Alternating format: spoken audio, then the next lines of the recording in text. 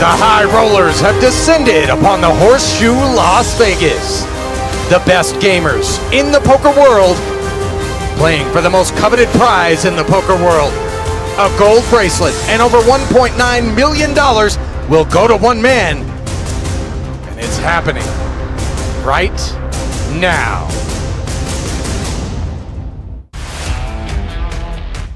It's that time again. 2025 World Series of Poker coverage of event number 32, the 50K No Limit Hold'em. A high roller comes your way from where else but the Horseshoe Las Vegas. Let's get your first look at everything happening about the room here today, including the 10K Top Limit Omaha 8 or better. No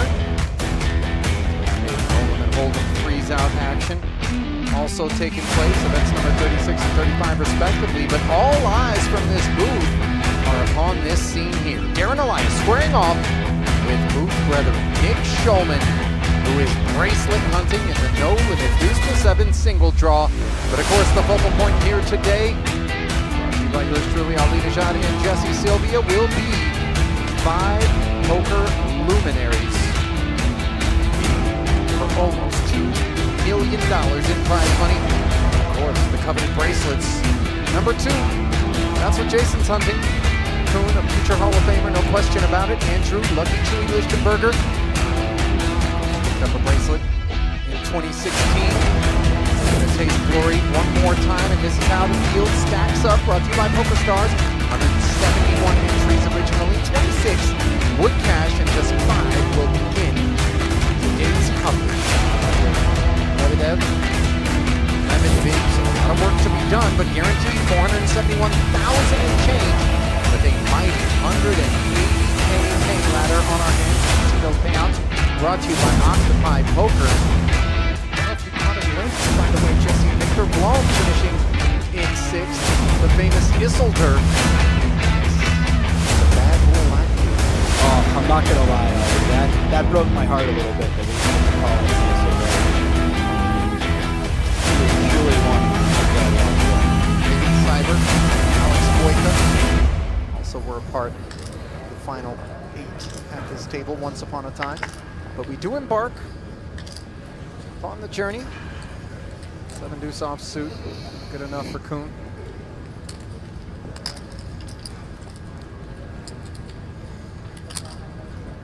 Chewy in the small blind, 6-4 offsuit. He has a mountain of chips. Unfortunately, his opponent is quite short, so he has to decide what sort of strategy he's going to apply here. He decides to put the pressure on. Blinds, by the way, 100, 200 with a 200K big blind enemy. Every orbit costs you $500,000 in biscuits. All in. All in. Lebedev, the short stack. Wow. Jams. That's an important pickup for him to kick things off. And a dicey shove, too, the King-7 offsuit. I like this a lot. He just identifies that when Chewy makes that small raise, and he's so short, Chewy's going to have some very strong hands and a lot of very weak hands. And he's going to attack that very weak portion of the range. Well, don't get too surprised by skills on display from the 39-year-old. His hometown is Moscow, but now lives in London. Attended the Moscow Conservatory. Says he's retired, but a poker pro. Hobbies are tennis, father of 3. 3.8 million plus. I saw the card. Did in anyone else see career it? tournament. No, I didn't, but 53 Which one? recorded Turn it over if cashes, you're uncomfortable with north it. of $1 Yeah, I million mean, for sure. Yeah, I mean, of that coming here at the World Series. Always turn it okay. over. Yeah. I think Retired at 39, It's huh? a safe one. Must be nice. Sounds pretty good.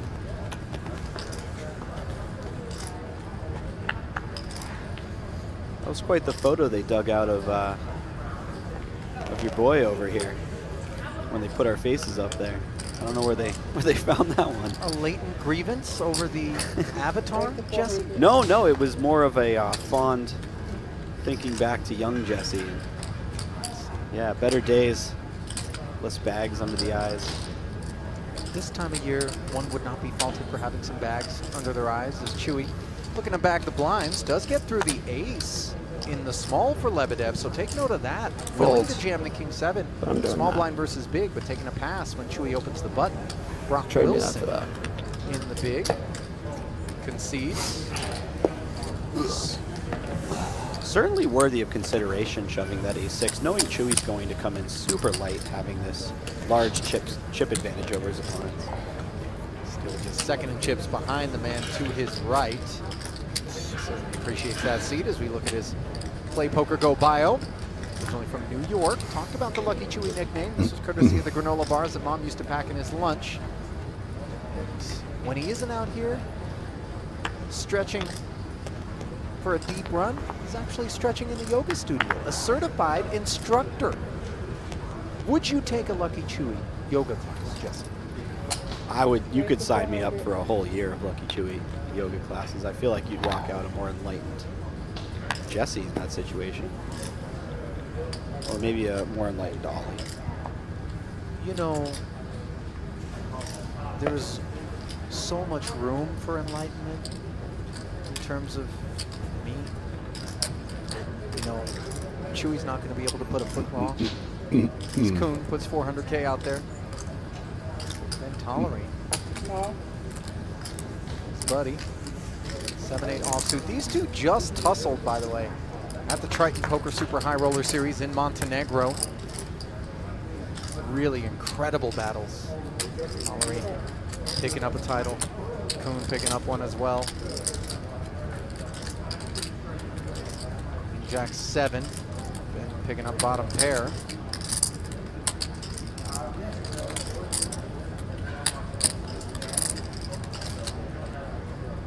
And when you say these two are friends, I mean, these guys have studied poker side by side for several years. Very, very tight friendship. Two of the best minds in the poker world for a decade now. Just a wild story that they're at this final table together. And just generally constantly having to battle each other. 100,000. That's what Tollerene is contending with in the follow-through with the two overcards out there. Binning bottom pair. That's just beautiful stuff by Jason Koon, choosing the large bet size and making a hand as strong as 8-7 really just feel indifferent immediately. I confess, indifference isn't the sentiment that I have here. As much respect and admiration as I have for Darren Elias, who is a WPT crusher, I'm just going to come out and say, my partner in the night shift, Nick Schulman, Darren, you're going to have to see about my man. Slide the bracelet on his wrist and take second deep. Big brisket, as Brent Hanks refers to him. Well, here are some of the best who have not won a World Series of Poker bracelet. Patrick Antonius, believe it or not, along with Elias, Davies, Glance, Maria Ho, Ben Tollerene hunting his first hardware, Pearl Jammer, John Turner, Sean Winter, also without. So many deep runs, by the way, as I'm looking at these games and thinking back on the number of occasions in which I've commentated perhaps or just observed them at an FT. So it's not as though they haven't come close, but... All right, now I got a real bone to pick, Ollie. The photo was one thing, but, you know, I may not have a bracelet. Yeah, but Jesse, no one, and I don't know how to tell you this, expected you to have a bracelet, Jesse. I don't know what to say with that. You know, it's not. I don't know how to respond to that. You're a great poker player, Jesse. Now, It doesn't sound like you feel that way, Ollie. Are you bracelet worthy? I mean, these are lofty sorts of anointments that you're soliciting. You know, we were talking about the best without a bracelet. You know, I tease, I kid. Meanwhile, Lucky Chewy checking back on the flop. He was the pre-flop bracelet of 500,000 here. Picked up Koon's King 10 suited for the ride. Either party has a spade in hand, as Jack High flop did get checked by both parties. Gut shot for Koon, checking over. The eights are still best. And this is to be expected. Caginess in terms of altercations is a big, beautiful 8 of diamonds on the end for Chewy. Going to be tough to maybe get a payday out of Jason, but they're not looking to play anything out of line or inflated if the deck will allow them to avoid collisions. Absolutely. When you have this large of a discrepancy in chips and you are the two biggest stacks, you want to play as small a pot against each other as possible. Chewy also just has the type of hand that really loves checking back flop and then again on the turn. Obviously, this is his gin card on the river, but unfortunately, Jason just has that exact hand class that's looking to get to showdown and not paying off any sort of bet. Yeah, it doesn't make a meal out of king high on the end. Lays it down. Chewy, by the way, is the most zen-like poker player I've ever been around. Just unbothered by the beats, unbothered by any of the run bad, takes everything in stride, and to a degree that you, I think, are capable of. Yeah, I don't think anyone is quite like Chewy on that level. I always try to take something away when I watch these final tables, and with Chewy, it's often just trying to soak up that vibe and carry on throughout the rest of my day with that sort of temperament. It really is something to admire. Yeah. I'm drawn stone dead, by the way, to ever ascending to Chuvana. I don't know a lot of us can hike Mount Chuvana successfully, but we can try. Jason limping, and we will probably see a lot of limp check back pots between these two players. Certainly a lot of incentive to keep things friendly at this point, especially while Lebedev has such a short stack. Wilson is relatively short as well. 2 spades, 2 threes, and a king. Nothing exciting. The interactions with that 3 of clubs on Koon's mind, but as you point out, plenty of ICM pressure, that 180K rather pop. 5th to 4th, and then of course, just shy of $2 million up top for the eventual victor. When I watch these two play, I have to say, it's so great how you can have wildly different come-up stories, sort of trajectories, and still make it to the same place in the poker world. They're playing at the highest level, well-respected players battling it out, and boy, they really had different beginnings, different ways of going about it. Look at the way that Koon is going about this interaction that I pointed out as he checked 3 X's and really puts 10 high in a way. Yeah, this is really nice. Snacks on that cheeky little 200,000. And you're going to see so much of this, Jesse. Just tactical supremacy is going to be on display.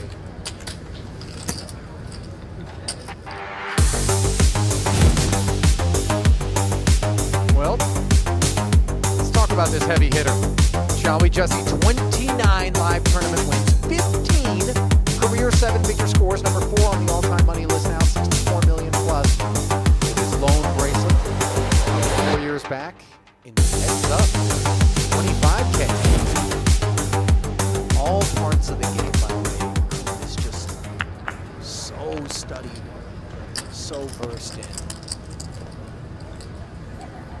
One thing that I love about Jason Koon is that, you know, there's all this talk about No Limit being a slightly solved game, getting harder and harder. This is a guy who stuck to his guns and just played No Limit Hold'em his whole career, and look at the level of success that he's had. Yeah, I mean, he plays some pot limit Omaha events. Yeah, he has been getting in the mix, you're right.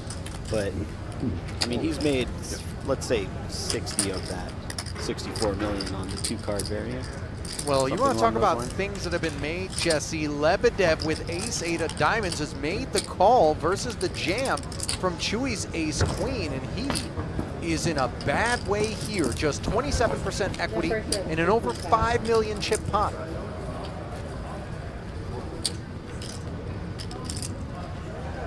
This is truly just a brutal cooler for him, blind versus blind. We saw before, you know, found a profitable spot with the King 7 offsuit. Now he's got a much better hand and is just way behind. There he stays as the margin deepens considerably. Top pair, top kicker for Chewy. And it Good game, is Sergey. over. Good game. Well played. A short-lived participation here for Sergey Not even Lebedev, sweats from Jesse, these runouts as today, he huh? is showered Check mark in every time. 5th for 471,000 and change. This bracelet. Pay out.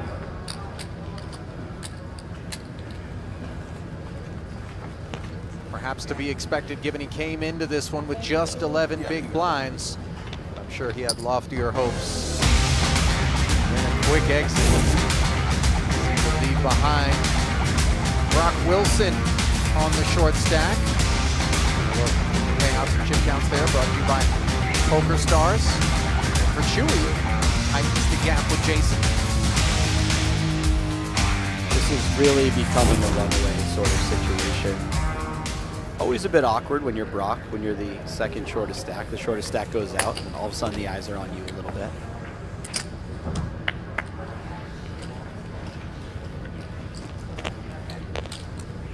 But again, we're going to have this dynamic where Chewy and Jason Koon will be trying to play relatively smaller pots against each other until a player like Brock is either out or the chip stack situation changes.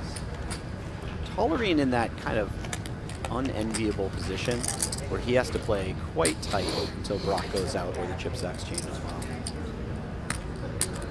It's so fun watching how the strategies change nearly every hand of these final tables based on the chip situations. Newly appointed short stack, Brock Wilson defending his big with the 10-4 suited against the King-7, which turns into top pair on a 2-spade flop. Checked over to Chewy, clicked it pre. Chewy's got a lot of hands here. Top pair, second kicker, backdoor flush draw. The type of board he might choose a slightly larger sizing. I always like to think of these situations as we start out with maybe like a quarter pot c-bet sizing, and then we size up based on different board textures and situations. 350K into the 1 million, and goodbye, Brock.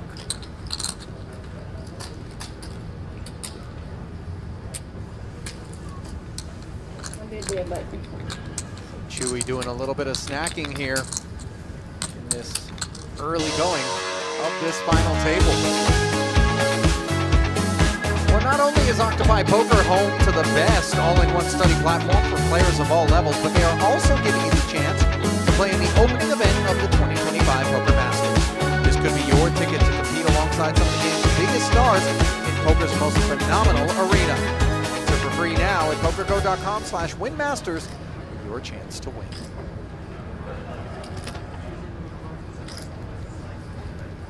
$400. Stephen Chidwick in the purple jacket. Just how much did you say? 400. Where's the 400?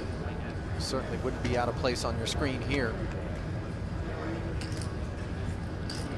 Tussles with these boys with great frequency. Tollerene and Koon specifically over at Triton. And a tussle with Ace Trey. This is honestly such a special lineup. Ooh. We'll see an all-in here. Rising up with the Ace-6 of hearts. This is nice. He identifies Jason's going to be opening quite wide. He's a little less than 20 big blinds deep, and so, oh no, sorry, a little more than 20 big blinds deep.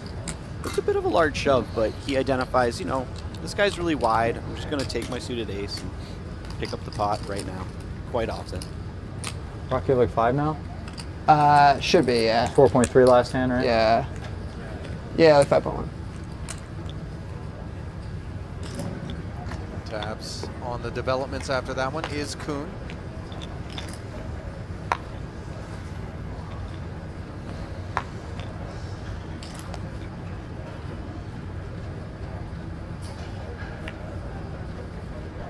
Yeah, we really do have a little bit of everything at this Final Four.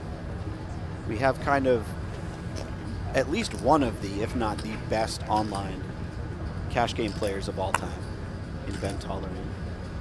Certainly in the argument, if not just the best. Online handle, Ben 86. Yeah. Struck fear for many, many years. I mean, we're talking about a guy who played the highest stakes heads up PLO and Nolan at the same time. Took on anyone and just crushed everybody he played. Knew Jason Koon was just one of the best tournament players of all time. It's just not even arguable at this point.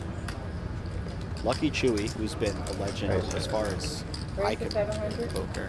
And then Brock, who kind of represents the new school coming in and playing the high rollers. Brock, by the way, has $10.7 million in career tournament earnings across 357 cashes. So new school, sure, but veteran, you know, by any metric. Yeah, I guess I meant relatively new school to the other guys, but yeah. You could make an argument that Brock has all those winnings and he's actually run bad across his career so far. He has no massive scores like the other players do. Or if he does, it's a small number of massive scores relative to theirs. Well, his top 3 cashes are all in the neighborhood of $600,000 with 2 of them having come just recently in 2024, one in a 2K no limit, the other in a 25K high roller. First at the Win Summer Classic, the latter at the World Poker Tour Alpha 8. Raise to 460. If you're talking about the big multi-7-figure kind of deal, it does still elude. But it's available here today. I'm talking about the real juice, Ollie. 7 figures or bust. For some of these guys, it might even be 8 figures or bust, depending on what they've been entering. Tollerene entering this one. 10 off suit, the motivator on the button. Dominated by Chewy. Defends.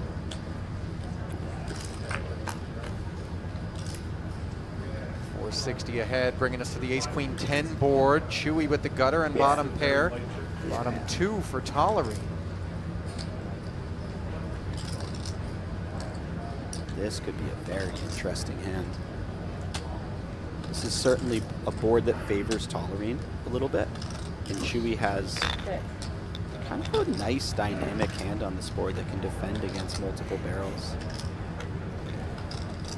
Outs the nuts. Sort of plays better against a lot of pressure across multiple streets than something like Ace-5, for instance.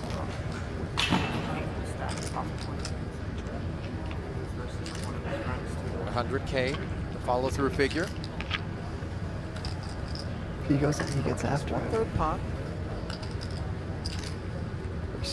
Pretty sick final 4. It's a pretty sick final 4. I just have to play. Flicks in the Best call players. for a jack. It's fun though. Such luck on the 3 of hearts turn. Jerusalem. Goes over to bed. Good. That's the type of card that seems somewhat innocuous, but could get Chewy into a little bit of trouble now. Tollerene will have some flush draws that he continues to barrel on the turn. Let's say he has something like 5, 6 of hearts he's going to continue, so it makes it a little more compelling for Chewy to defend against the second barrel. I heard Brock off to the side whispering to one of his friends. He said, pretty sick final 4. Yeah, that's an understatement for sure.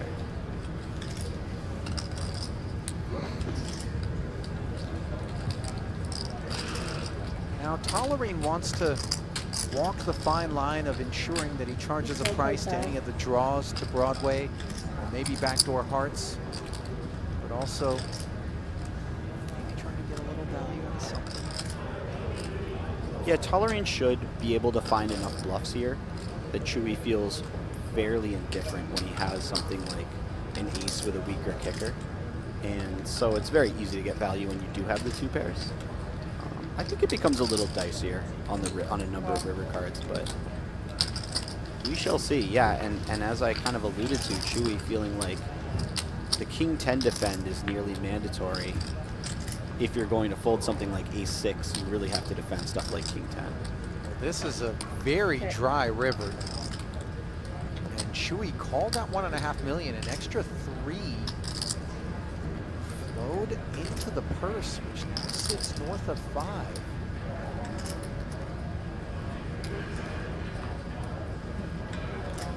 You don't expect aces up. You don't expect King Jack. feelings are in terms of sizing.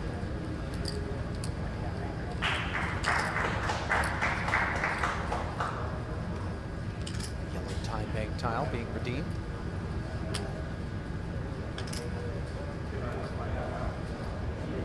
If and when Tollerene bets the river, I'm not saying it's outside of the realm of possibility that he does find a check, but if and when he does bet the river, Chewy's going to be in a very tricky spot because he has a nice bluff catcher. He's blocking straights, he's blocking ace-king. He's blocking some of the two-pair combos, a set of tens. He'll likely just give it up because I think this is one of the weaker hands that gets to the river, but it's never a hand that you just don't give any consideration to.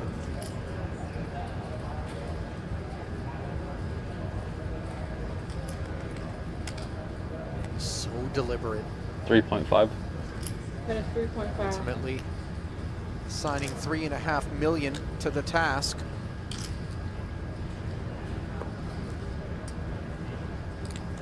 Absolutely bluff catching, but is this a sizing where Chewy removes one pair of aces? I don't know. It's a bit. I mean, obviously, Tollerene could have chosen the all-in size, right? So it feels a bit smaller than that. Maybe picked specifically so that he could bet a hand as light as something like ace-9. I mean, it is a considerable commitment from Tollerene. His remaining 5.2. Tollerene not among the bigger stacks out here, but will be attacking from the button with a broad range. Mindful, of course, of the presence of Brock and the ensuing pay ladder after the loss of Lebedev. Gap now between fourth, which is guaranteed $650K, and third, which is $914 and change. $264,000.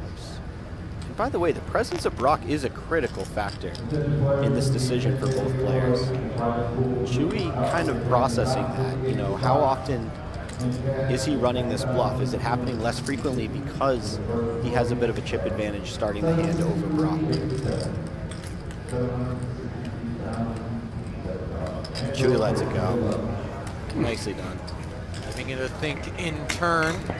Well aware that Tollerene isn't necessarily going to be head of King 10 100% of the time there, but often enough that Jason, I really wish that first hand you played with Victor, button versus small blind was streamed. Will never be streamed. Will never be talked about. Chewy Never happened. comfortably laid down. So you get a look at the chip denominations Taking that one to the grave. Brought to you by True Classic Tees. 5Ks, quarters, 100Ks. Those big, beautiful chip. Fun way to get my day started, you know? Sometimes you gotta Get the blood flowing early. blood flowing a little bit. Brock, by the way, alluding to a hand Was that the first hand off the deck? I think it was like third hand. that heard off stream. Oh, right, the first one he raised. Yeah. Koon and Isildur. Victor Blum finished in sixth. It sounds like Jason ran the big boy bluff against Isildur, who's one of the scariest people in the world to run that bluff against. Isildur, by the way, has been making some runs. Yeah? I saw it here. Yeah, this is really cool. Some bracelet bet action. I would love to see a summer of Isildur. I am fully invested in the legend of Isildur, personally. Last year was the summer of Scott Siegel, was it not? I believe it was. You know, that summer started with me on the Only Friends podcast saying that I would take 525. Brian Rast over Scott Seaver in the 25K. And the summer ended for me saying, well, that was a mistake. Well, Chewy, if you could see Wilson's cards, would know raising Queen 3 is a mistake. 525,000.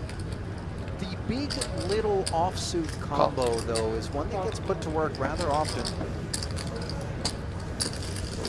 The real duties are assigned by Wilson to the King Queen, which he jams. No, forgive me, I thought. A little pump fake from the graphics there. Yeah.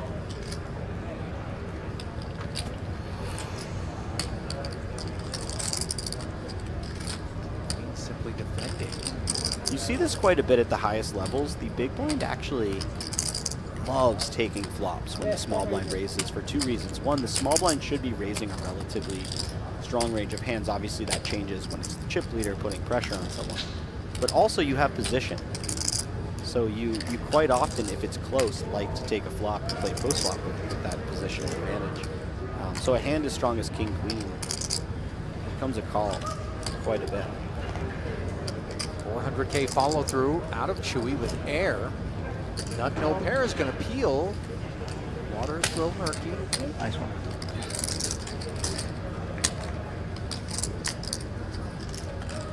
Brock's just figuring out this hand perfectly, finding the call pre-flop, and then also identifying on one of the worst boards for his hand, I would say.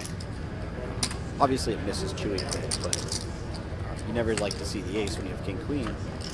Just identifying, like, I'm still quite a bit ahead of him, and I'm going to be calling quite wide.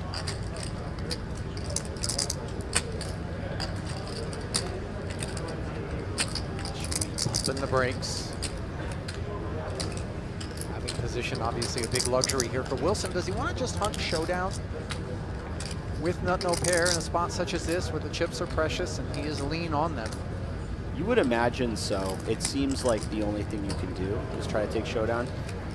Sometimes players like to put out a very small blockerish bet to afford themselves as cheap a showdown as possible. Something like, you know, 1/5 of the pot or one big blind, and then they check back going to river. Unfortunately for him, when he has king queen, it feels like you only get called by better if you do that. So he wisely decides to just check it back. Also, this play might induce a bluff from Chewy. I don't know if he wants to see a bluff. I was just thinking the same thing. It's not as though king queen is somehow nutted in the face of something meaty on the end, which does not take place. Queen nine. Yeah. Queen nine. Yeah. That is music to Brock's ears as they knuckle it down. Turn and river, and Wilson will grab some chips. And while he does that, we're going to grab a little visit with our Jeff Platt, who's got a report on event 30, the 10K no limit deuce. A record-setting 386 entries in the 10K pot limit Omaha 8 or better championship, creating a prize pool of more than $3.5 million. A star-studded field mid-day 2, as you might imagine. Phil Ivey still in the hunt after bagging a big stack last night. Struggled a little bit today, but is still alive. Phil Hellmuth also still alive, and Daniel Negreanu still looking for bracelet number 8. It's been a series of close calls for D-Negs. Second place in the 10K Omaha 8 or better limit championship, 11th place in the 10K 7-card stud, and 7th place in the 10K no limit deuce to 7. So D-Negs looking for bracelet number 8, and Schulman looking to catch him today at 7. Thank you, Jeff, but I felt as though the disproportionate majority of that expected 10K deuce to 7 no limit single draw update where Schulman is playing, you know, was dedicated to the pot limit Omaha 8. What was it, like a 99.1% divide, Jesse, on the breakdown there? You know, I didn't want to put math to it, but I'd have to go with around 99 to 1 if I were a guessing man. Tease flat. Queen 9-5, couple of diamonds here, couple of ace-5s squaring off. Action pre-flop, but Wilson open to 550. Small, the size ups to be expected, blind versus blind. Can someone in production get a chip update from the deuce to 7 for Ollie, please? Yeah, you know, I'm not going to be able to focus until I have resolution. Respect to the fate of my man Schulman against Elias, who I believe was holding the chip lead at last check in that one. Meanwhile, Wilson electing not to follow through on this board, so Tollerene will activate. Goes with the small bet size. Wilson will certainly be sticking around against this particular size. I would imagine at that point both players would be fairly showdown bound at that. I think. You never know though, these guys find some interesting lines. together, 1 million plus. Slides into the middle. This is a pleasant arrival, this second 9 for both of the ace-5s. Doesn't complicate the board texture. No, but it is a good example of when things get a little wonky, because this is kind of a cool card for Brock to lead on a bit. He will have more 9s. It's expected that Tollerene will check back in 9 quite a bit, whereas Brock will always check and call with his 9s. So he could have maybe found some leads. Ace-5, not your favorite hand to lead. You might think Ace-5 in particular only gets called by better hands or hands that bluff him on the river. No second barrel out of Tollerene after Wilson deferred once more. Should we get the showdown, they will be carving up this 2.35. Doesn't feel like value is necessarily on anyone's mind. No, at this point, these guys are very happy to just show their hand out. Especially the 8's a little bit bothersome. Check. Yeah, and also they probably feel like if they are beat, their opponent won't be folding anyways. So It's a good result when you go to flip your cards after I flip mine.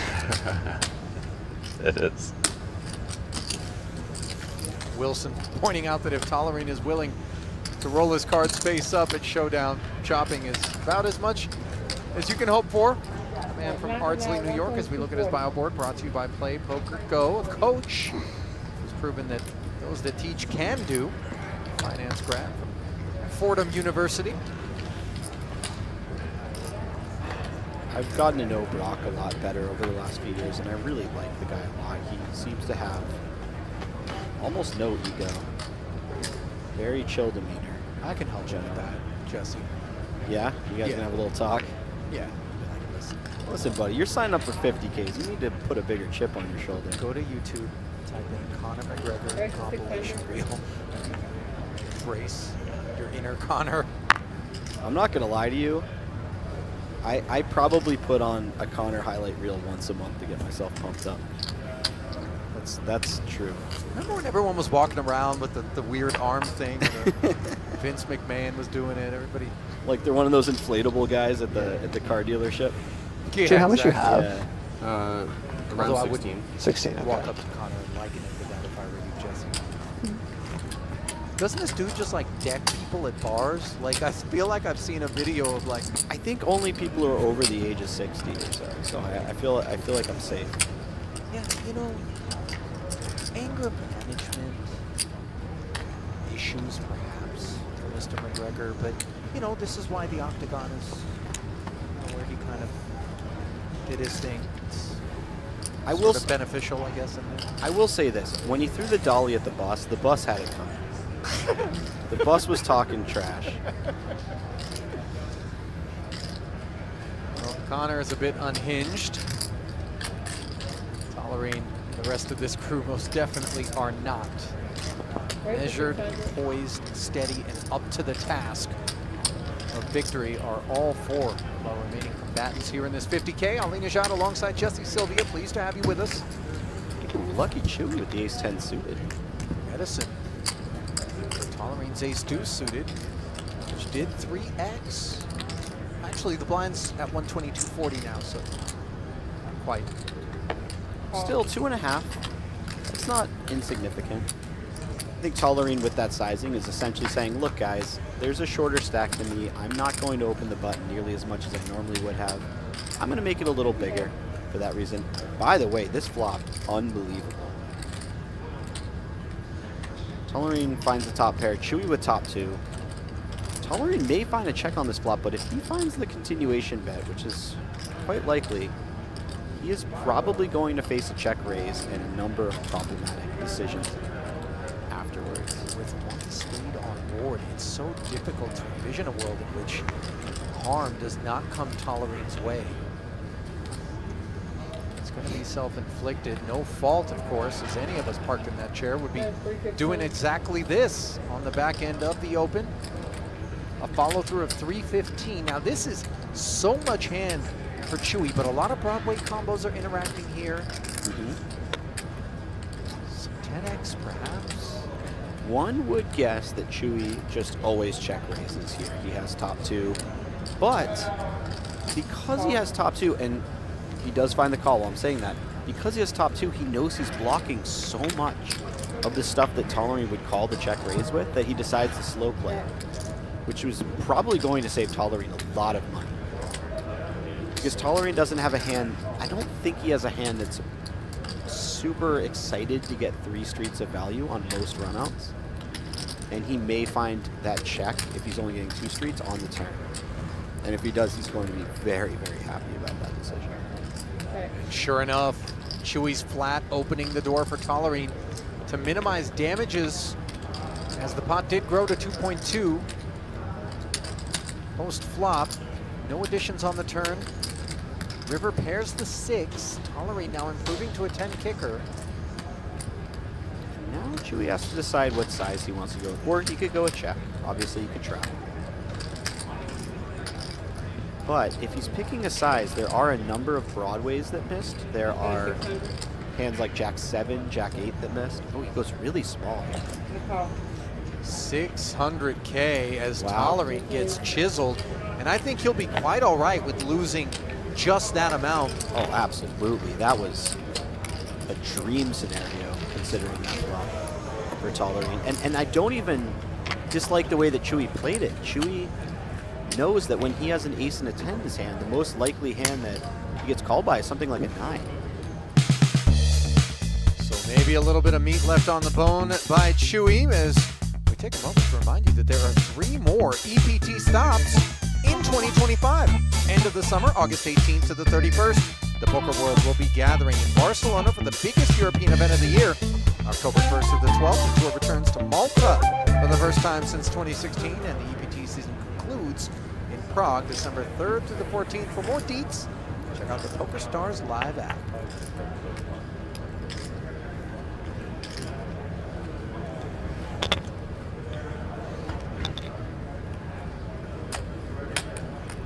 If I'm Tollerene, I'm feeling very good about the way that situation played out for him.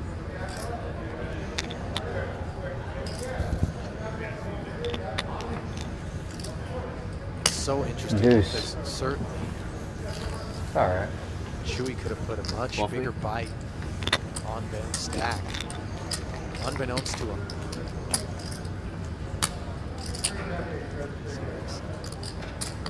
Taking one down here. Does this image on the screen just remind you of anything? Do you have a doppelganger submission potentially here? This rail's legit Sylvia? heated. We have a heated rail. This is like It's so hot. it's fucking McLovin. crazy. It's so hot. Like, I well, mean, as soon in as the you play for shades the in highest stakes, they particular- just turn the temperature up to 15 There's degrees. That's deep, insane, super yeah. bad vibes. I almost think you could fool Never a had like a dentist by fully that as heated well. rail before, but here it is. That is the exact Honestly, same like they should smile. Wait, let you're us trying go to tell me somewhere this else. This is isn't ridiculous. McLovin at the final table? It really is I crazy. think the hair was slightly darker in the rightmost picture. Really, It could have just been a sunnier day. I don't know. 500. that is about as McLovin Just gonna like use these for my rail. get without being McLovin. Mick Wilson. Mick Wilson it is. But you're gonna get liquids on the table from our perspiration. You know, you watch poker tournaments on television. You dream of playing on the biggest stage. You spend years and years getting great at poker. You make your way here. You're playing with 3 guys you've looked up to forever. And they put a split screen on there of you and McLovin. Now, Your- I know. Your family and friends are watching and You might be tempted to think I put production up to that, but I promise you, they came up with it all on their own. As Lucky Chewy once again is going to get the better of Ben Tollerene as it stands. Middle pair against bottom pair here. Chewy the aggressor on this occasion. 500K. It does go check, check. More overcards. Overcard, right?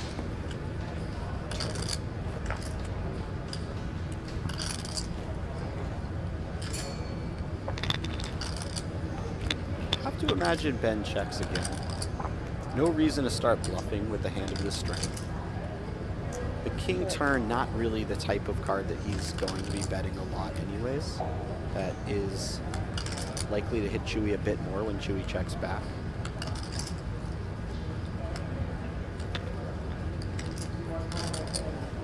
Again, Chewy very happy to check back as well. We're pairing 10.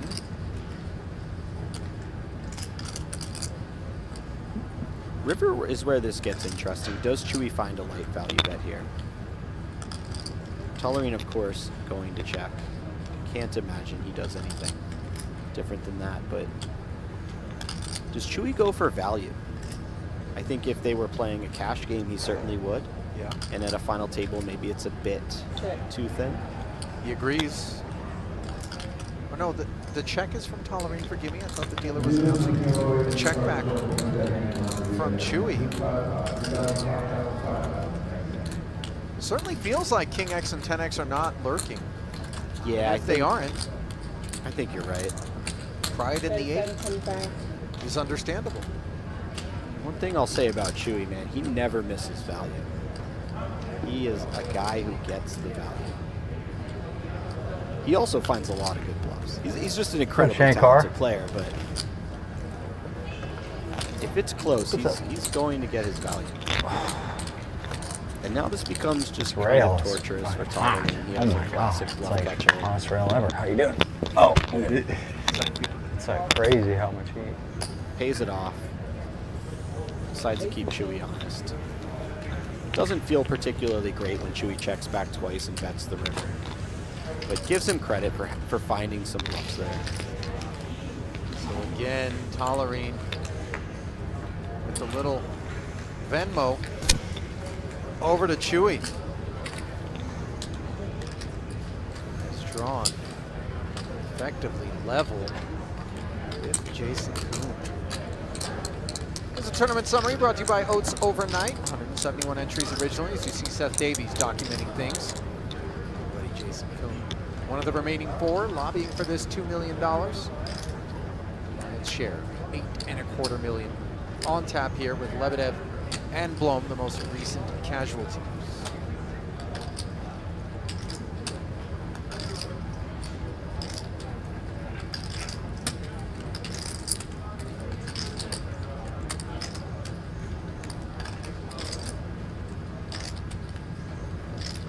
$550.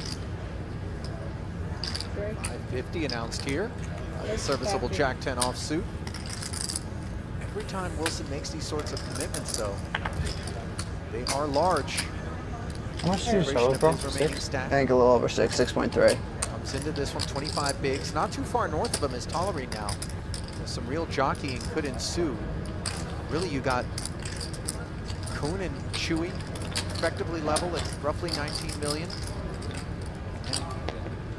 And Wilson down there with 6 and change apiece. We'll flick in the defense with the ace-7 off. 9-14 diamonds. Paired boards. Tend to keep ace highs interested. Koon checking. See what Wilson has in mind. Yeah, this is one of the better boards for Jason. Outside I'm of the alright. boards It's like that it's like 90 directly degrees hit over the there. pair. Rock finding the check back. Okay. He's got a little bit of this board, backdoor straight draw, backdoor flush draw, 2 overs. I think he decided it was too much hand to get check raised and have to fold. So he decides to check back, and that's kind of nice because that allows him to actually have some hands in his range to check back the flop that aren't just getting to showdown. So he will have some bluffs on later streets. It's very easy to only check back when you have something like ace high, and then you never have enough bluffs on the river. Let's see, in the face of the second check here, 400. Rock bring 400K.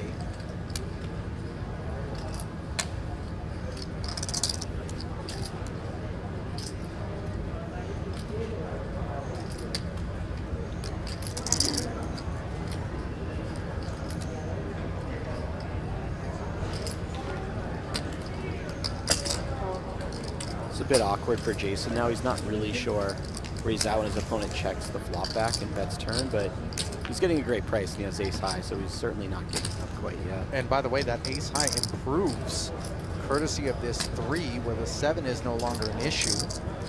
unclear whether or not greater ace-X would be something on Koon's mind in terms of Brock's range as played. I think it's certainly possible that Brock occasionally bets the turn with something like ace-10, ace-jack. So maybe that's a card we like seeing. It's certainly a card we can consider mostly a blank. So that's nice from that standpoint.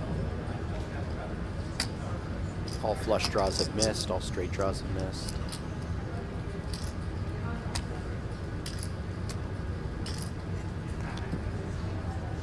Brock is in a spot that, you know, he may have figured out quite well, but I think for a lot of players, this is somewhat unfamiliar territory. Probably imagines his opponent's line is quite often something like an ace high or king high, or as strong as like a 4 or a 3, and he has to pick what size he wants to bet if he is to bluff. He decides to just check it back. It does certainly feel as though it would have taken a whole lot to convince Jason Koon ace high was no good.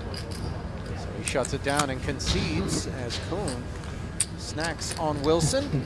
And you know, Jason had just ace high there, but I think Brock's actually quite happy to see that they had checked back versus that hand.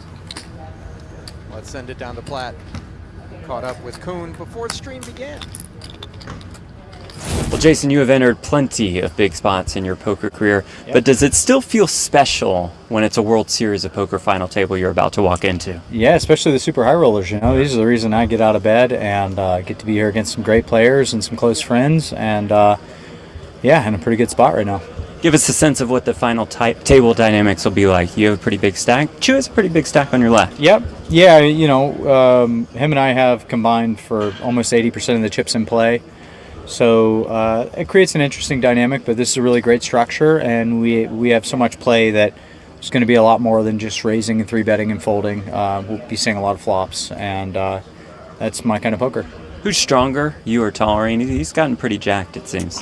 I don't know, man. I think we probably both have our own lifts. We have our own lifts. I wouldn't want to compete against him in the bicep curls, that's for sure. Appreciate the time. Good luck today. Thanks, Jason, guys. You and I would be the showdown, I think. I think you'd overcome me, but I bet I got more sauna reps than you in the last 365 days. I believe that. Yeah. Ollie, I'm unfamiliar with the workout circuit. 9 of spades. She was a Is the beauty. sauna rep more important than the bicep curl event, or how does that? I'd put myself on 240. Oh my goodness, I only goes to 196.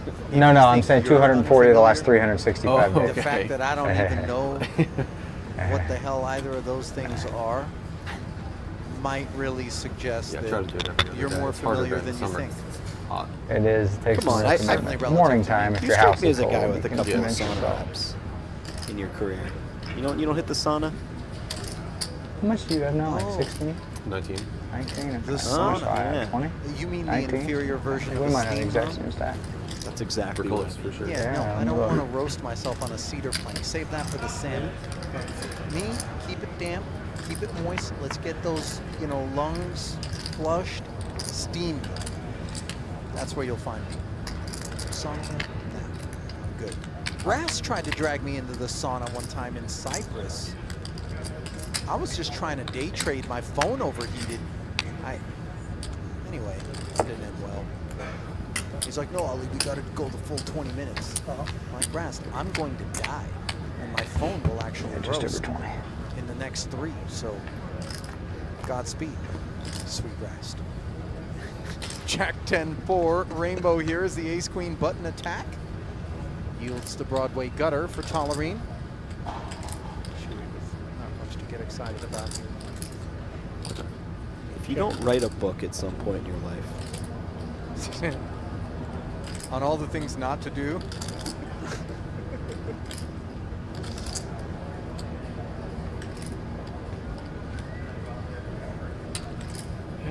At 375. Check from Chewy, draws the 375. Chewy found the tiniest chunk of this board with a backdoor flush draw, backdoor straight draw. Decides not to get frisky with it. I think probably a good choice. Tiniest chunk reminds me of jumbo shrimp. Somewhat oxymoronic. A chunk, generally speaking, something large Jesse? Like the weights on either end of the curls that Yours looks so much prettier than mine. Tollerene is engaged in. Here's a on the tournament stack. format brought to you by Splash. So much prettier than Chunky mine. $50,000 buy-in, 60-minute Yours levels. looks like 5 million more. And some playability. Get your creative juices This going. Build a 3-day castle. event where I one need to re-entry get my was skills permitted. up. I just need to be able to count quickly. That's how I do it. I gotta say, Jesse, I'm a little bit surprised that the seating isn't more filled in, given what we're witnessing here. I mean, this is an actual Hall of Fame spectacle of talent 480. in a 50K. 480. 480. But You know, maybe, you know, That's a good point. I actually realized when you said that, I just assumed that it was roped off or something. What is happening right I now? mean, listen, it's a Wednesday in Vegas. People have jobs. They also have PokerGo subscriptions, allowing them to maybe be at those jobs while still watching the broadcast. As we watch a couple of King 8 suiteds intertwine. 480 on the button. Yeah. Click. People got jobs, huh? Yeah, well, Not us, buddy. yeah. I mean, don't get it twisted. This is a job. I think it's a little easier than having to sit and compete at this FT. Prefer to observe and comment than actually experience the nightmare it would be trying to navigate these final four. Top pair for both parties. See how interesting things get. This is the second time in only a couple orbits that we've seen two players have the exact same hand. I always find those situations interesting. In this case, they both have a strong enough hand that they're very unlikely to not get to showdown. But you do find situations where it's really fun to watch players have the same hand and see how it plays out. 360 from Koon.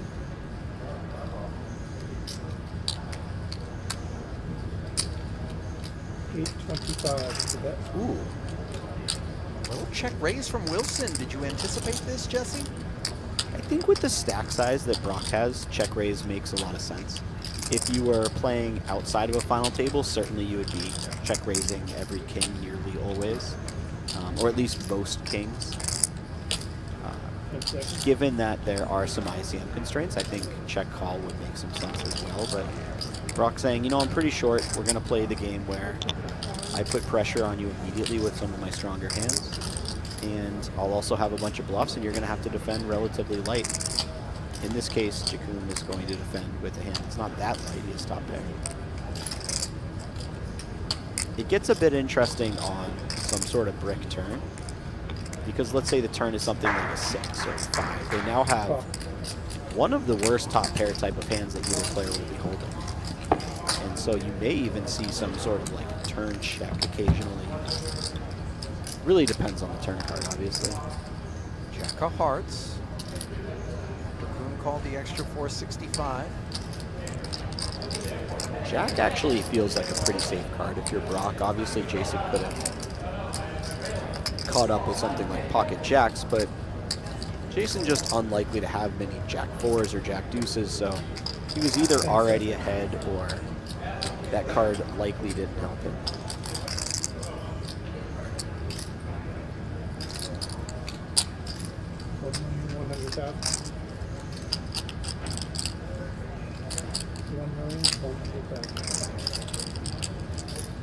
Can't imagine Jason's going anywhere. If he's going to have to make a tough decision, it will be on the river. Well, note that we'll have 0.5 SPR on the end as Wilson, once Koon clicks call.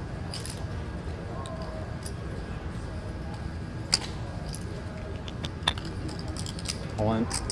Well, he's actually just going to jam. I guess he decides that there's more merit to taking this line than flatting and then having to navigate the pot laying him 3-1 in the face of a Wilson jam. Let's see, is there ever a fold in Wilson's future?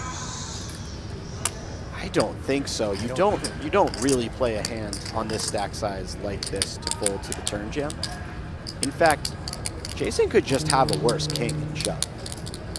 He could just decide that his hand is the best. He wants to deny some equity and shove something like king 5 suited.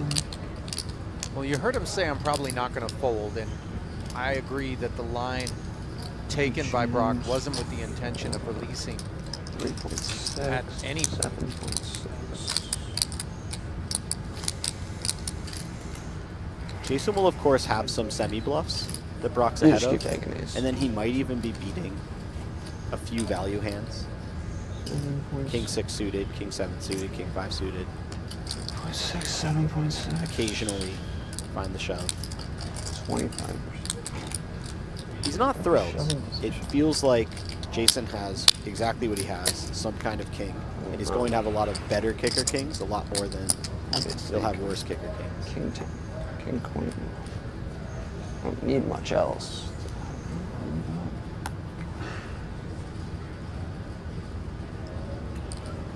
It's no time big shove.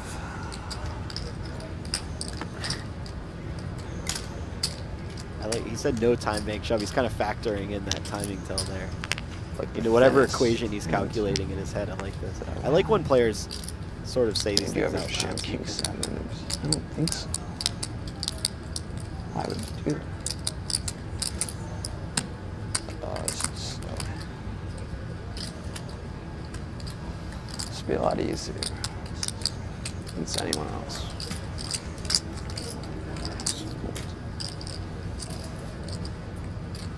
Maybe not. I don't know.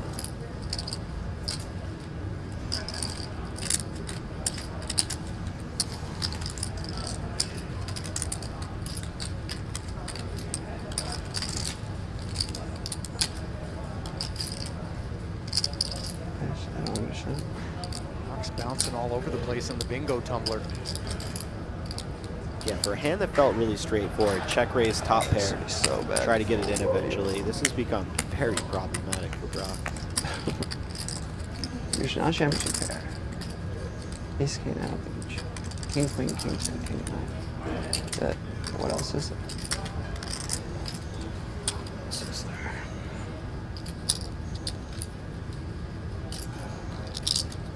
I mean, you just want to shove ace queen or ace 5. Or 5-3 or 5-6 or 8-7 at home. Why would you shove queen 10? Really put me on the straw that you're trying to deny? I'm not gonna. Oh, this is gonna be so bad. Oh, I'm gonna get so owned. It's pretty bad. I have no idea which way You've he's king going. 7. I'm such an idiot. It sounds like he really wants to fold. He just thinks Jason has a king, presumably with a better kicker than him.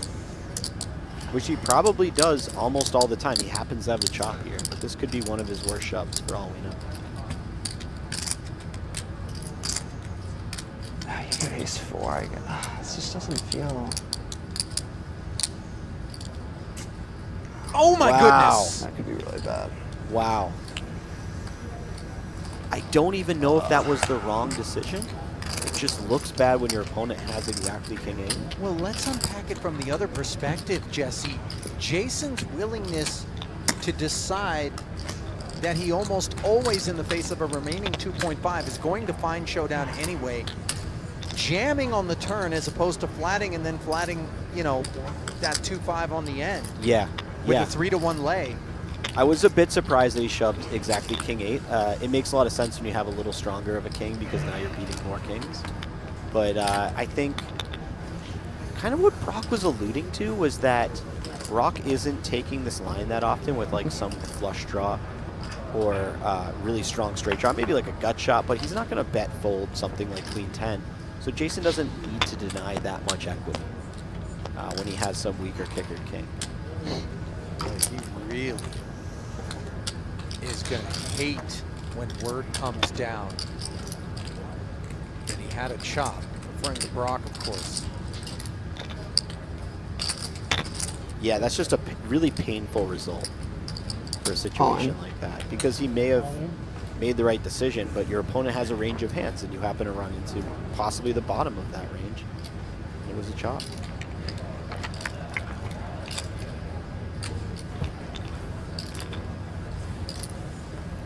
Wilson begins the process of trying to climb back as he jams.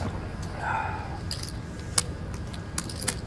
doubt the hand that just took place is the one on his mind, Jesse.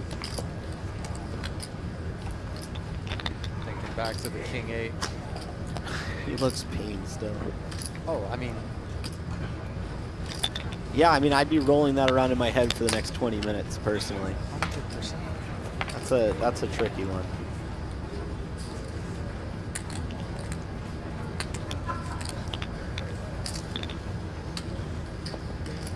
Hands like those are so difficult because if the inputs change a little bit, your decision might be really good or really bad. And so you have to be really sensitive to what your opponent's up to make a great in-time decision. I mean, if we're going to be fair, precision is the requirement. At this final table? Yeah. You said it. Top. Working with scalpels. It's Tollerene for offsuit. Limping here. Koon wants to approach a 7 of hearts. Checking it back. This was clearly available. I just had to make. I could have gotten completely owned. I did it. Ace is up Good here hand as on the Jason position. smashes this board. Brock giving the It could update be to the really rail. Fortunately for Tollerene, he has the type of hand that will be very happy to try to get to showdown for the most part. And if his opponent starts putting a lot of chips in the pot, he doesn't really need to continue too often. So should exit this hand relatively unscathed.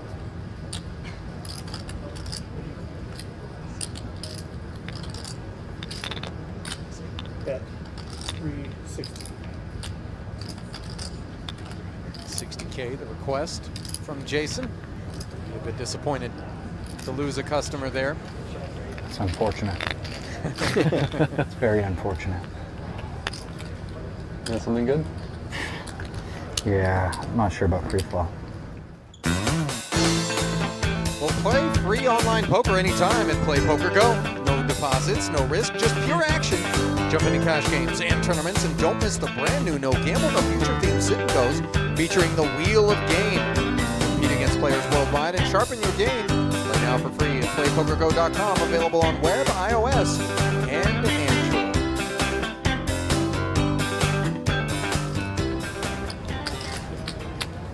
Is it ever free online poker though, Jesse?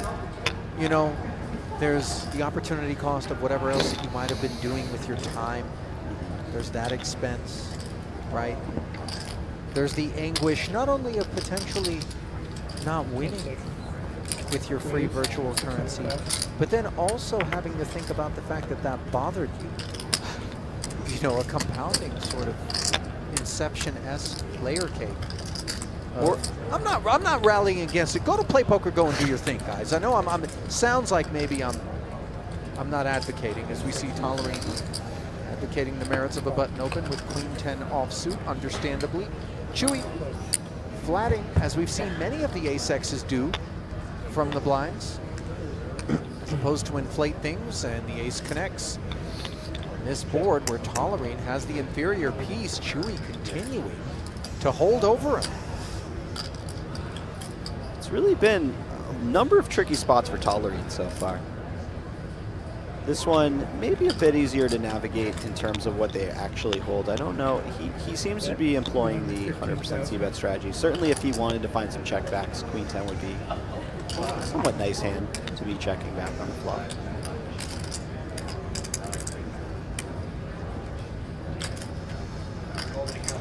Should be very happy to just call here. His opponent's bluffing. Allow him to keep bluffing. 15 ahead, bringing us to this turn, which does provide the Broadway gut shot to Tollerene, who still trails. You got a bit of existential back there with that promo read. Yeah, I mean, Post-promo read thought. I wouldn't in turn put a read onto like some mindset issue that I have here this afternoon, you know, reevaluating.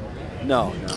Although if you did, you wouldn't be wrong given that I wrapped up my mixed game session this morning at around 9 a.m. You know, it's the summer of all-nighters. As we see the turn, go check, check, pairing Jack. We're in there. For Chewy, how do you prefer to play with this ace? Kicker improving to the 10, 2.2 in the middle. What's your answer? Finds the block again. He's up against the exact hand that you love, finding the block averse.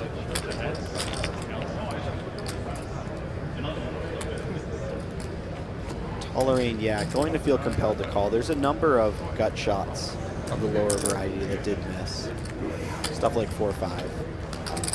I'll tell you what, that there's a number of pots that end in this image here. Tollerene mucking. Chewy grabbing his chips. I thought I was going to roll that. Yeah. Chewy stacking chips, not something that any of these guys are unfamiliar with. No, not at all. He's been stacking chips since he was probably 16 years old. I'm gonna guess 16 is when he started the online pokers. You know, don't quote me on that, but This coverage brought to you in part by Oats Overnight. Chewy's a college dropout, by the way. How many college dropouts you know that have over $21 million in earnings of any type, let alone career tournament earnings, as Chewy has? Now, granted, that's not net, but that doesn't take anything away from the accomplishment. I'm not going to put a read on the man as being in the red.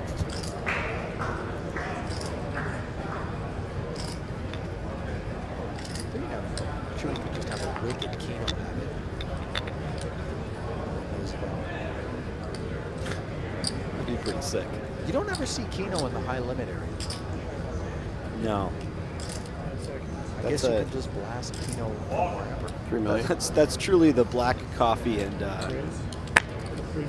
American Spirit unfiltered cigarette of gambling right there. You keep that over in the section where you're allowed to smoke for sure.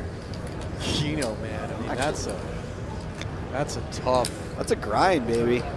You know, I wouldn't go trying to make a career out of Keno. Just, you know, PSA from the booth here, from Jesse and I.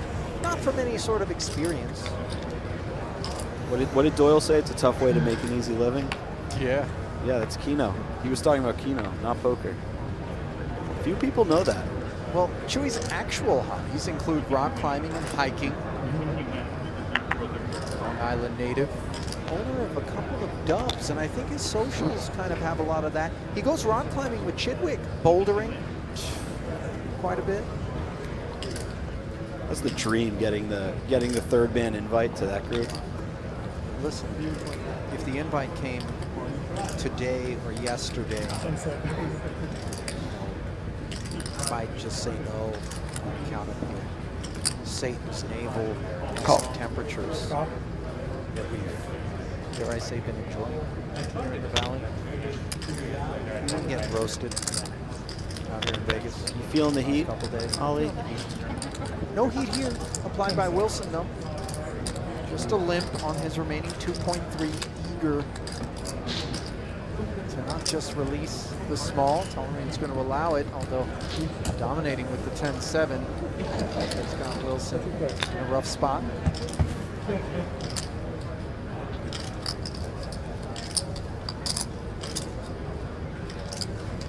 King 4, holdings divorced. This texture. Certainly a flop that favors Brock. When he limps on 10 big blinds, Tollerene is going to find a raise with nearly every combination that has an ace in it, whether it's a jam or a small raise as a trap. So Brock has a pretty large advantage on this board. He decides to check here. Would imagine Tollerene's checking back quite a bit. That said, Brock shoves a lot of his aces himself, so. Board pairing king. Both parties knuckle. Window. Wilson to potentially chop it up. Brock got a little flush draw as well. Backdoor spades. Could have piqued his interest. We're actually approaching territory where I think both players feel as if their 10 high is a bit too good to do anything but find showdown in this blind versus blind situation. Love you, dude. Love you too, man. Pleasure to be here with you again. Especially with the presence of a river jack, kind of eliminating some combinations of a jack in both players' hands. I think these guys will be happy to show down. Showdown will yield the chop to that river.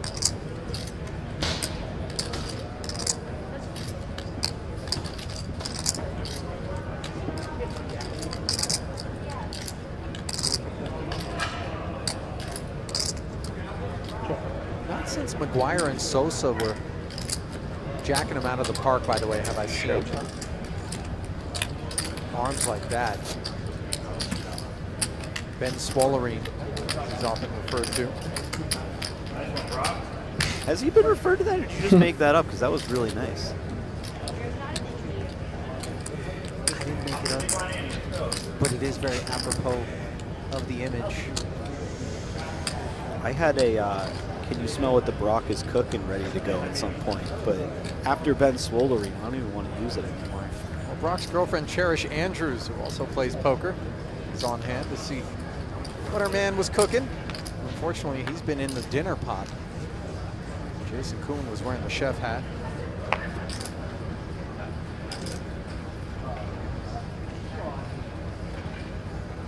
Chewy with 20 million. It's Queen of Hearts. Says hello. 6 million. 600, not quite. 600,000. You've been dealing the Colossus, huh? Sorry. No, it's all good. This is quite a spot for Brock. Ace 8, 2.7 left. This is just 11 bigs, Jesse. You're looking over at Chewy and you're thinking, with all those chips, surely there are hands that I'm performing very well against. Not to mention, there is a bit of fold equity here. Chewy certainly has hands that will raise fold to Brock's shove. Ace Queen suited, not one of them. I think he's just trying to figure out just how wide is Chewy raising into Jason's big blind of all players. And I think he will probably deduce 1.8 million. Yeah, that it's wide enough for ace 8 to get in there. 1.8 million is the bet. Note that he doesn't jam though. He just 3-bets to 1.8. Pot committed without question. Going out of the way.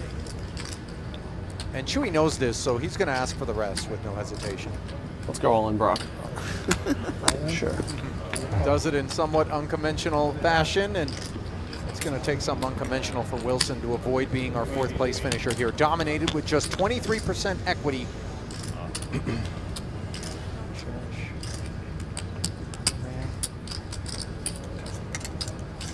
Adam Hendricks there as well. Brock with a couple of really unfortunate, tricky spots, and he will probably feel a bit let down when he sees what his opponents had, despite possibly just making good decisions every single situation. He's going to be let down by the 10-6 This trade. is the least sweaty day on record. Maybe they'll give us a sweat on the turn. What do you think? This Sometimes has that's not just been a poker. sweaty You day. make all the right decisions and things 6. go wrong anyways. Thank you. Let's not get ahead of ourselves because the's still 2 to come. Give him some chop sweats. Least sweaty day ever. Straight draws. Coming out of our pores. Yeah, It is exactly. We sweat. It is blew all hot. the sweat out of our palms. Only an 8. I can't believe it. Like, Saves talk about Brock this in a Wilson. second, I guess. GG, Brock. Not Yeah, man. to be Hey. as Good ace game, queen guys. high Playing with holds. you, man. Yeah, good playing. Take care. Good game. GG's, handshakes, Um, but ultimately yeah, a imagine dismissal playing like the final for 5 or Brock 6 Wilson, days one in the that main comes event, with just on this table. $650,000, straight. but I That don't know alone, that like, that's might going to keep me help from him get the registering kind the of main night's event. sleep. Gotta grab Not having the folded The Calvin Calvin Anderson. fan, man. Yeah, we're bringing in. Jason. I'm bringing the Calvin neck I cooler. know what you're saying. Might even bring like something for the chair. And I would also like a be chair cooler. up late thinking about that one, Ollie, for a little while. It'd be possible to take our break now. Really I would love to do that. Are you guys okay with that? Yeah, totally indifferent. Would it be okay to take our break now since we're three-handed and we all got to pee real bad from doing it? Please. Looks like the boys are negotiating an impromptu break as we get down to three-handed. What do you want us to just do like a 60-second break or something, or you good with like a 60? Just pause the clock and we'll be right back. Yeah, so it's at With our 13:20, fourth-place and we'll finisher, just Brock Wilson. we'll just come right back. Yeah, that's fine. If you guys want to do that, that's good, because we have the color up. Yeah, we'll come right Well, back. Brock, how much is that fold that you made against Jason going to weigh on your minds?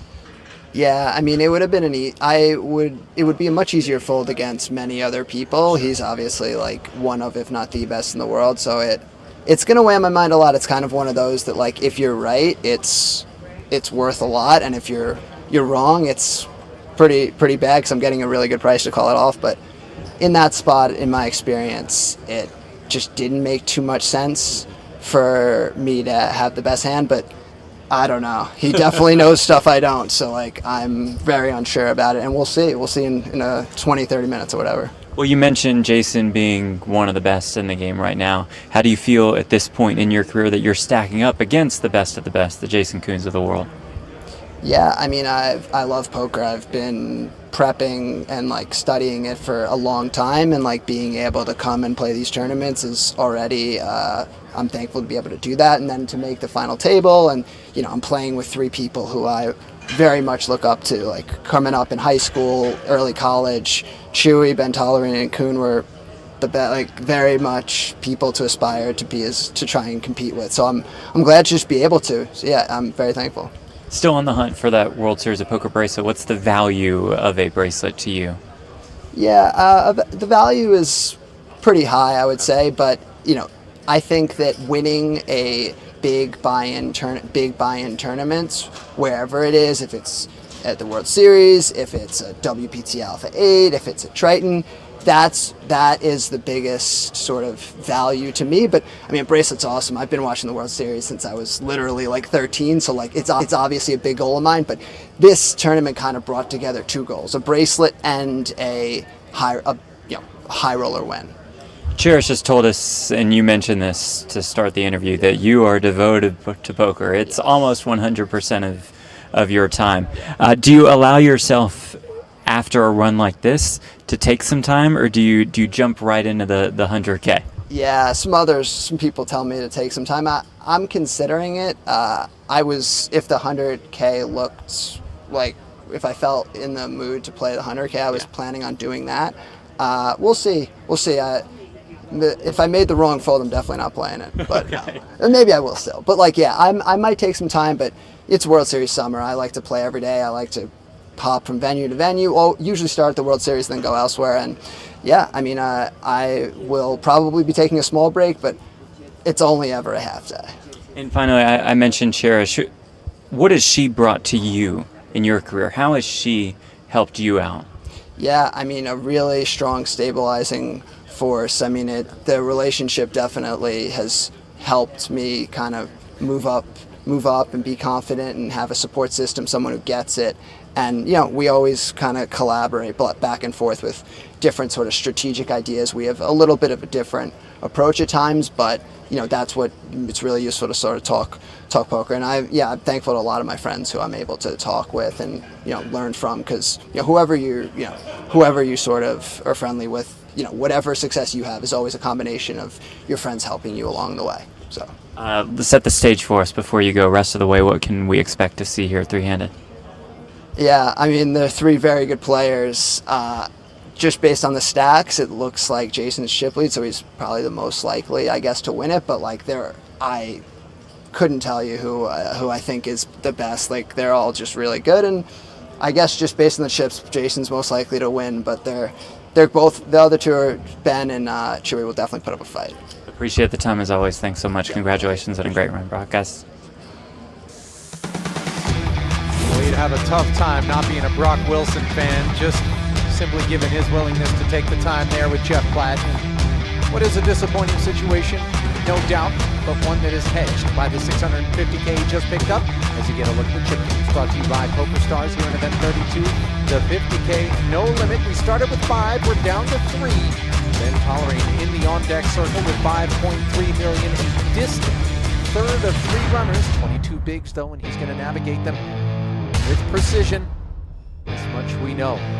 But Chewy atop Jason now, or so slightly, after dispatching Brock.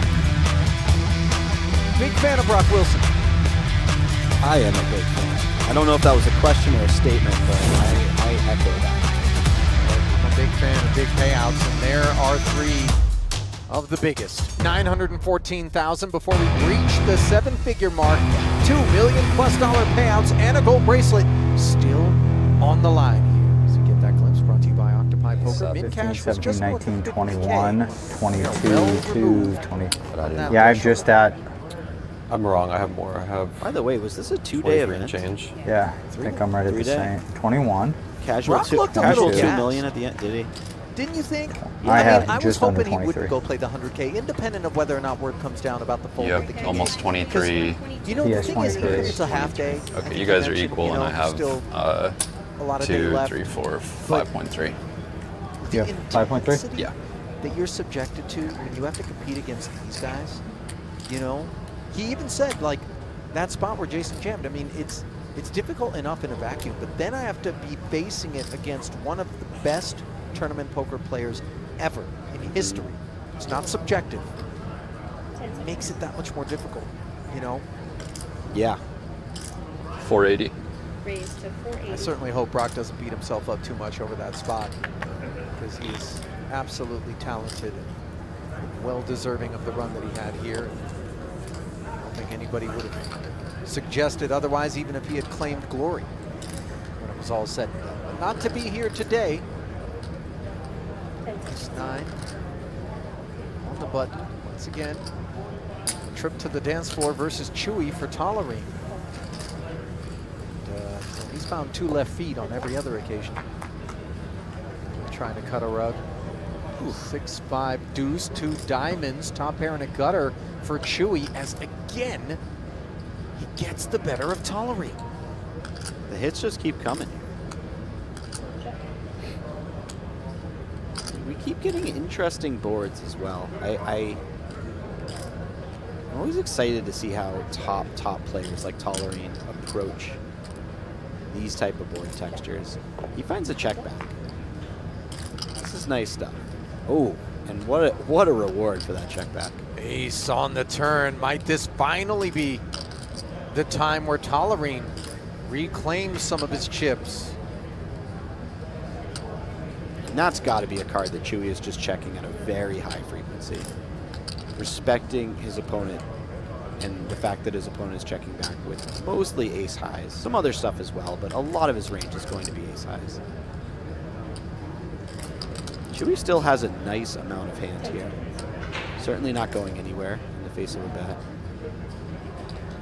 unless his opponent were to pick some very large size. 1.3. That's a big bet. Full pot out of Tollerene. Now, Chewy knows the story being told here. Is this size enough to make him a believer? It's tricky because I think he probably feels as if his opponent has it quite a bit, but he doesn't just have a pair. He has a pair and a gut shot. That's a lot of equity, even against an ace. And then there are times, of course, where he is just ahead. So he does make the call here. Pot growing to 4 million. And another ace for good measure for Tollerene. It is a 3rd diamond. Front door flush completes. Chewy does check it.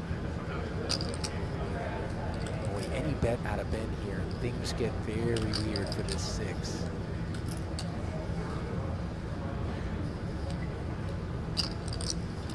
Given that Chewy was willing to call full pot on the turn, do you ever skew him toward the diamonds?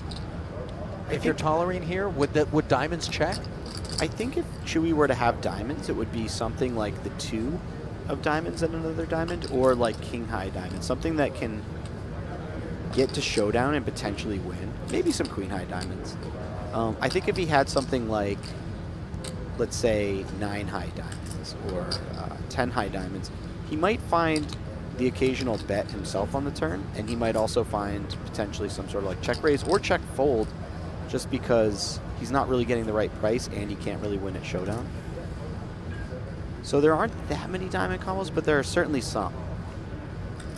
I mean, even like 9-3, we've got the gut shot and the flush draw. Same story for 9-4. 9 deuce has the merits of the pair. 9-8, 9-7, we have straight flush draw. Yeah. Those may check call. They may check jam. Don't really know. The only person who would know what those hands are doing is probably Chewy. They're very close either way. Tollerene going to bet here. He knows he's getting value out of all of the worst ace-X. Sub 1 SPR, and most of his platoon is sent to the front lines. Skeptical expression 3 here million? on Chewy. 3.5, I apologize. So I think Chewy's Oh, okay. There's 15 of those? probably not expecting Tollerene to have a lot of flushes here, the way he played the hand. Certainly could have a number of ace type of hands, and he's very likely to have an ace when he takes this line. Yeah, Chewy folds pretty quickly. This is Too meaty Take it down, big guy. at that price. Chewy's got lines to it. He's had a number of Yeah. good one-liners. Take it down, big guy. What did he say against Brock earlier? Let's play an all in.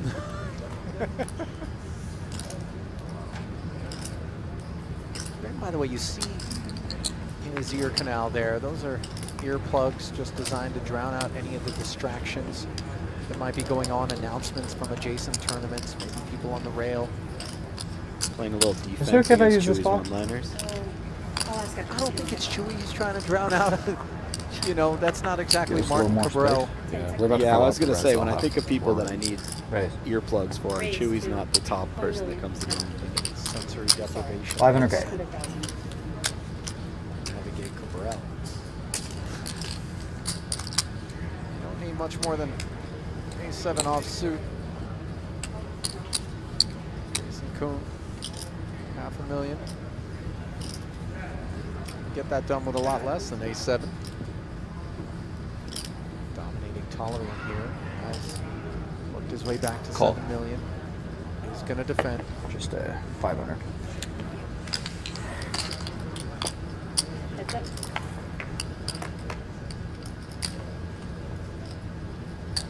Perhaps Ben catching a little heat here. Fortunate to find the better piece on a 10-6-3 board. Check. Here we go, and another fun situation where Jason has the type of hand that could check back. Certainly a board that he might just play 100% c-bet on. He doesn't. He checks back. This is fun watching the top tier players find these checkbacks. A little bit of fun on the turn, courtesy of a 4 diamonds, providing gut shots to both parties. It's so easy to just continuation bet, continuation bet, continuation bet. And when you see these top guys finding these checks, it really separates them in terms of they're going to make you play some uncomfortable turns that you're not really used to. 10 seconds. That is 680. Tollerene taking a swing now. Check back on the flop from Koon. 680 requested. Jason's picked up enough hand on the turn that e7 becomes an easy defend against this sizing. Oh.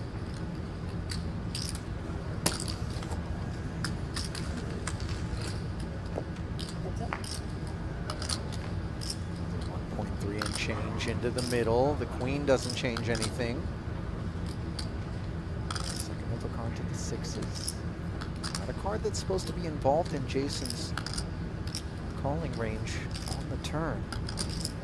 Yeah, you would imagine Jason has very little queen X in his range. Even ace queen might just bet the flop because you get value out of worse ace side.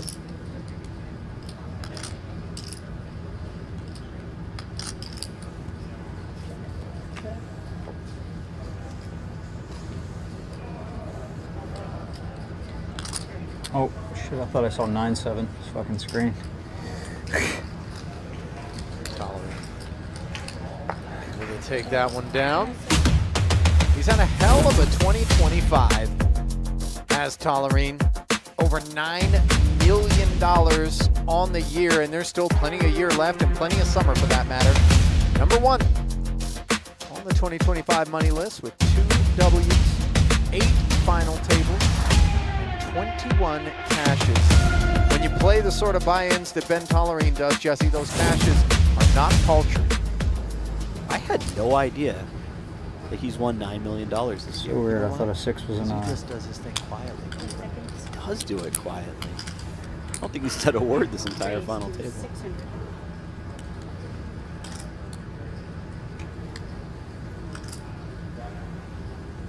His ability to dial in and focus is really remarkable, and I think very much a part of his successes, without question.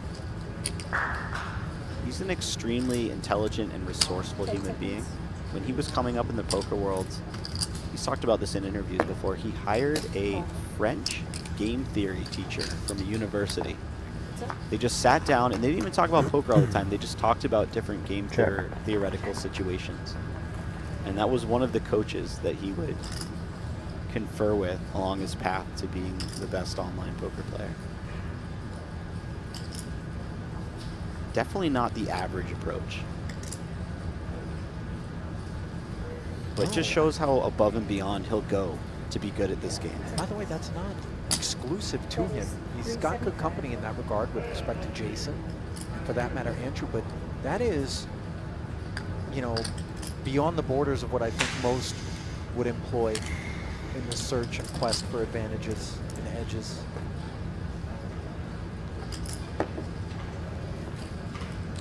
Chewy exploring the merits of King 3 of Hearts. Once again, we see an ace-X in the big, simply flatting. The flop. Check. Koon, well out in front, stays that way here on the turn. After check calling the 375. Would imagine Chewy slows down now. He's got a tidbit of showdown value. 10 seconds. Not really a very exciting hand to find a second barrel with. 1.8. There's certainly better hands to blow. Wow, and I'm completely wrong. Look at this. Well, all of a sudden, plenty of excitement coming in the form of 1.8 million here, unanticipated, out of Chewy. This is really special. The King 3 of Hearts, second barrel on ace 10-10, repping the 10 or better. This is the kind of stuff that separates the truly elite. I would not have found this one. I'm not going to lie to you. Well, Koon's not going to be going anywhere for the time being, but as this pot grows to almost 6 million, consider what a third barrel would do to this ace-9 if Chewy comes with it. I don't know if it's just 2 shots at it and step aside, but at this point, Chewy has to be sensing ace-X is lurking with some frequency, maybe some combo spade draw, straight draw, that's just looking to keep the pot under control with Tollerene hanging out there in third place. It is funny, if you look at this at surface level, it looks like a terrifying spot to fire a third barrel because when your opponent calls twice, they have a 10 at quite a bit. But they do have a number of aces that may fold the river. Like you said, there's some other draws, something like Queen Jack. Might come along twice, some spade combos. He did bet quite large on the turn, so some of those draws may have just folded along the way, but man, if he finds a third barrel here, this is... No, he gives up. And that's fair. I was just thinking the same thing. If all of a sudden he were to bring violence at the river, it would be polarizing, but more importantly, it would be very uncomfortable for Jason's ace. Certainly. Well, there's the state of affairs now as Chewy got after it on the turn unexpectedly, and in doing so leaves himself $6 million behind Jason Koon. Reestablishes himself as the chip leader here at the 50K no limit hold'em final table. Tollerene the shorty. Chewy in midfield as Jesse and I are going to step aside for a break, but don't go anywhere. Continuing coverage comes your way in about 15.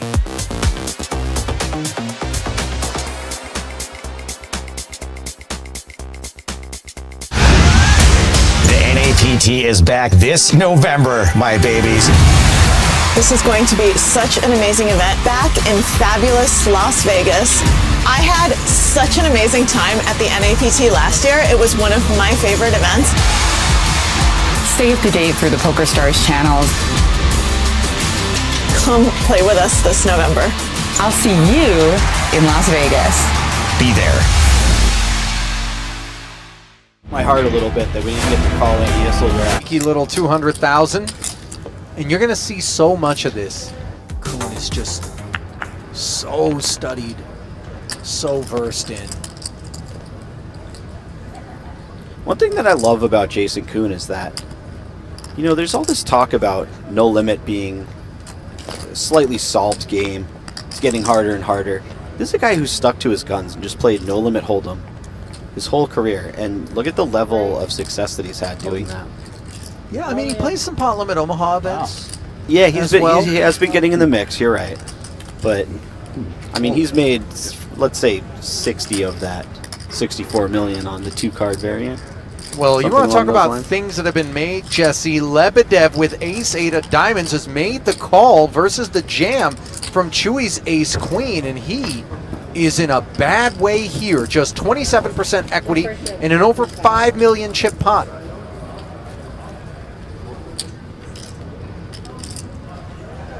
This is truly just a brutal cooler for him, blind versus blind. We saw before, you know, found a profitable spot with the King 7 offsuit. Now he's got a much better hand and is just way behind. There he stays as the margin deepens considerably. Top pair, top kicker for Chewy. And it is over. Well played. A short-lived participation here for Sergey Lebedev, Jesse, as he... Always a bit awkward when you're Brock, when you're the second shortest stack. The shortest stack goes out, and all of a sudden the eyes are on you a little bit.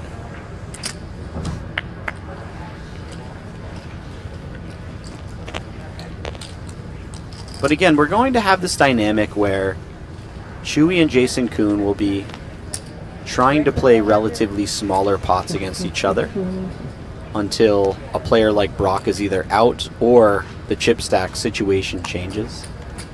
Tollerene in that kind of unenviable position where he has to play quite tight until Brock goes out or the chip stacks change as well. It's so fun watching how the strategies change nearly every hand at these final tables based on the chip situations. So newly appointed short stack, Brock Wilson defending his big with the 10-4 suited against the King 7, which turns into top pair on a 2-spade flop. Action checked over to Chewy. Clicked it pre. Chewy's got a lot of hands here. Top pair, second kicker, backdoor flush draw. The type of board he might choose a slightly larger sizing. I always like to think of these situations as we start out with maybe like a quarter pot c-bet sizing, and then we size up based on different board textures and situations. 350K into the 1 million, and goodbye, Brock. My heart a little bit that we didn't get to call any silver action. He is truly one fun guy to watch play. Reagan Cyber, Alex Boyka also were a part of the final 8 at this table once upon a time. But we do embark upon the journey. 7 deuce offsuit, not good enough for Koon.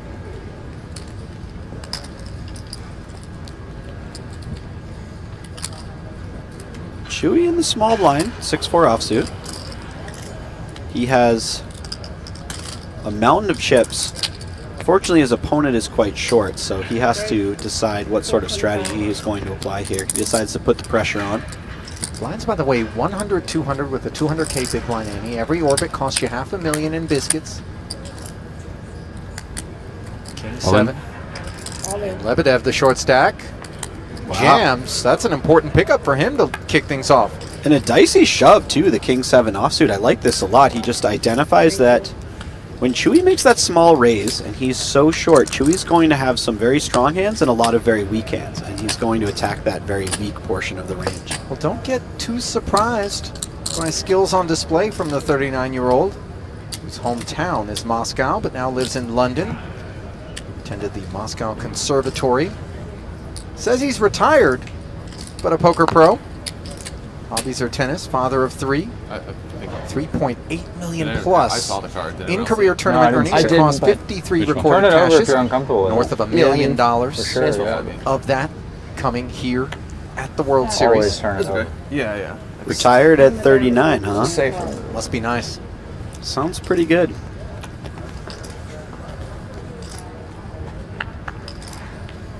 That was quite the photo they dug out of your boy over here when they put our faces up there. I don't know where they found that one. A latent grievance over the avatar, Jesse? No, it was more of a fond thinking back to young Jesse. And I see. Yeah, better days, less bags under the eyes. This time of year, one would not be faulted for having some bags under their eyes, as Chewy, looking to bag the blinds, does get through the ace in the small for Lebedev, so take note of that. Willing to jam the King 7. Small blind versus big, but taking a pass when Chewy opens the button. Brock Wilson in the big. Concedes. Certainly worthy of consideration shoving that ace-6, knowing Chewy's going to come in super light, having this large chip advantage over his opponents. For a deep run, he's actually stretching in the yoga studio. A certified instructor. Would you take a Lucky Chewy yoga class, Jesse? I would. You could sign me up for a whole year of Lucky Chewy yoga classes. I feel like you'd walk out a more enlightened Jesse in that situation. Or maybe a more enlightened Ollie. You know, there's so much room for enlightenment in terms of me. You know, Chewy's not going to be able to put a foot wrong. As Koon puts 400K out there. Then Tollerene. His buddy. 7-8 offsuit. These two just tussled, by the way, at the Triton Poker Super High Roller Series in Montenegro. Really incredible battles. Tollerene picking up a title. Koon picking up one as well. Queen Jack 7. Ben picking up bottom pair.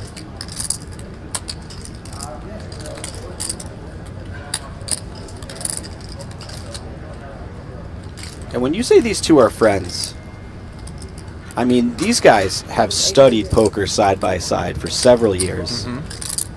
Very, very tight friendship. Two of the best minds in the poker world for a decade now. Just a wild story that they're at this final table together. And just generally constantly having to battle each other. 800,000. That's what Tollerene is contending with in the follow-through with the 2 overcards out there. Binning. Bottom to observe them at an FT. So it's not as though they haven't come close, but... All right, now I got a real bone to pick, Ollie. The photo was one thing, but, you know, I may not have a bracelet. Yeah, but Jesse, no one, and I don't know how to tell you this, expected you to have a bracelet, Jesse. I don't know what to say with that. You know, it's not. I don't know how to respond to that. You're a great poker player, Jesse. Now, It doesn't sound like you feel that way. Are you bracelet worthy? I mean, these are lofty sorts of anointments that you're soliciting here. You know, we were talking about the best without a bracelet. You know, I tease, I kid. Meanwhile, Lucky Chewy checking back on the flop. He was the pre-flop raiser to 500,000 here. 5 have become 3 here in event 32. The $50,000 no-limit hold'em where the final table rolls on here at Horseshoe Las Vegas. Shot alongside Jesse Sylvia to award more jewelry and almost $2 million to one of these 3. Jason Koon, chip leader, coming in back on top. Look at the tournament summary brought to you by Oaks Overnight. Plenty of entries in this one, believe it or not. $8.25 million. Brock Wilson, Lebedev, already eliminated. Victor Blom, just prior to coverage, finished in 6th. There's the layout. Resume with level 22, 150, 300.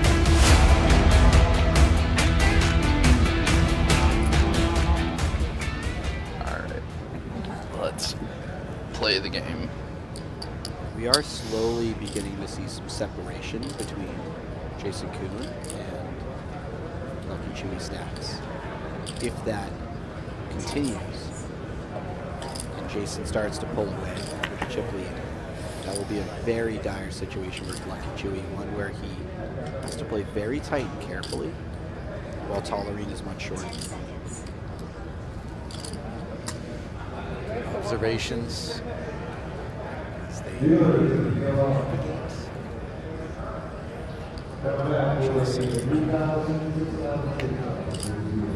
a course with 10-8 offsuit. It's still Queen 5. And we're already seeing Jason adapt to that situation, apply pressure blind versus blind, whereas in the past we saw him make quite a bit of a small blind with that type of hand class. Early adjustments on display. Yeah, and just such immediate adjustments. It's really kind of a treat to watch these guys work. I mean, hand to hand, they're taking stock of every single pot and the implications that it has. Queen 9 suited. It's 650. I'm sorry, 650.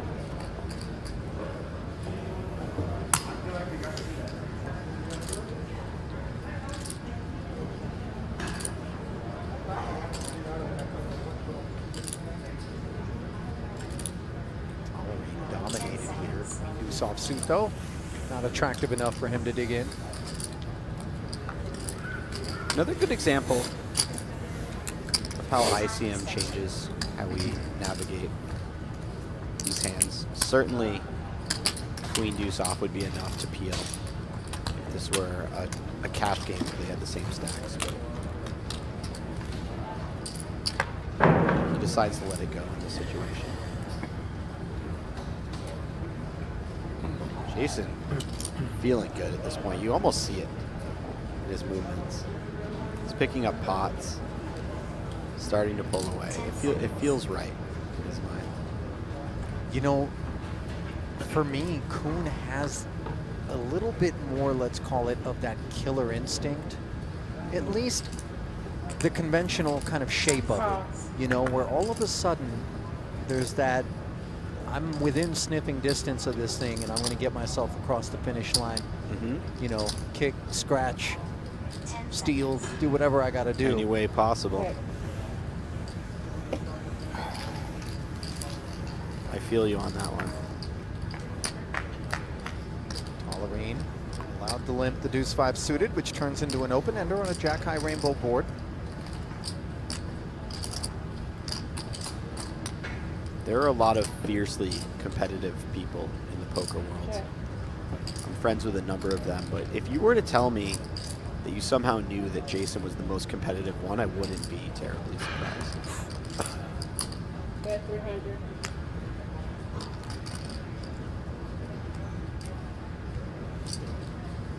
Jason just check back great. He has that kind of middling hand that doesn't like getting limp re-raised and plays pretty well post-flop, so makes a lot of sense. Now he's taking a shot at it. Unfortunately for him, Tollerene's picked up nice little open-ender here. Type of hand that may check raise a good bit. At this stack depth, we'll find some check calls sometimes. Does go with the former.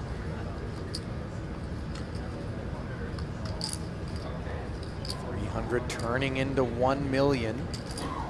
It's Koon. His hand smacked here by Ben. This check raise puts Jason in a bad place. If he had something like King 10 of clubs, he would certainly continue. Queen 10 feels very cuspy. Nevertheless, he does make the call, and he finds a 10 on the turn. This will keep him interested potentially. $3 million in the middle. Let's see how Tollerene feels about it. He is aware that some of the peels light are going to be very happy about that 10. Stuff that bookends the jack like Queen 10, as you mentioned, the King 10. A lot of hands that wrap around the jack that hit the 10 in some capacity. Even a hand like, you know, Ace Queen. Well, he's not checking that back, but let's say like King 9 suited. That picks up some equity on the turn, right? And for Ben, if he is to barrel the turn with the 5 deuce, he could very well be looking to triple barrel. He's on a brick river, he's going to have 5 high. That's usually a nice candidate to bluff it off. So we could see some fireworks here, for sure.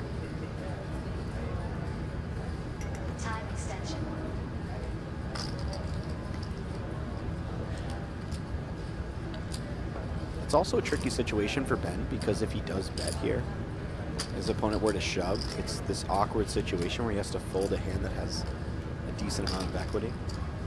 But checking is not really a great option either, because now you're just sort of letting your opponent get the showdown out of position with 5 high. So he does eventually find the bet.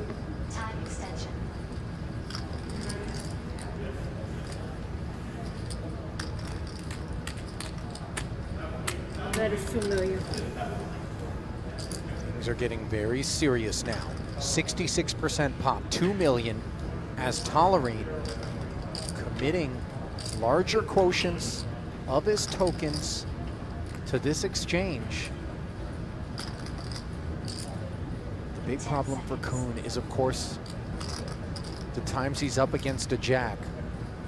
But he knows Ben well, and he knows that it isn't simply Jack X that plays this way. In fact, he may think Jack X is less likely, potentially. Oh, wow.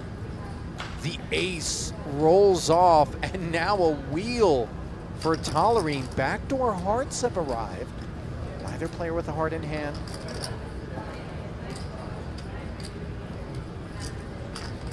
That is a very tricky river tie. You ever play this as a check decide if you're Tollerene for your tournament life? I think we're mostly shoving, and the reason is when Tollerene limps and Jason checks back, Tollerene has a lot more of the best ace-x hands.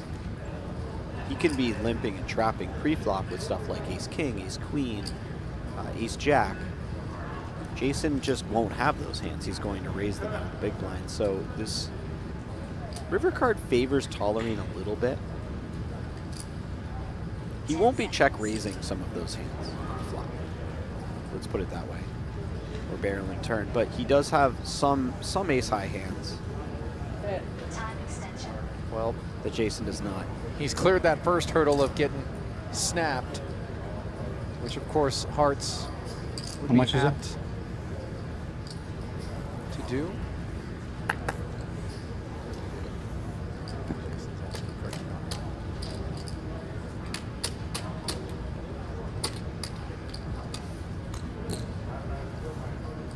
So I think Tollerene's aware of the fact that Jason's just going to get to the river with a number of hands like a 10 or a jack. And the weaker jacks, maybe a lot of the 10s, will be pretty happy to show down, but they may call a jam. 4.5. 4.650. I can't. I got a terrible hand. I can't call myself. That is a very important pickup for Ben Tollerene. That is troublesome for Koon. Wrong suits. Wrong Chewy. suits.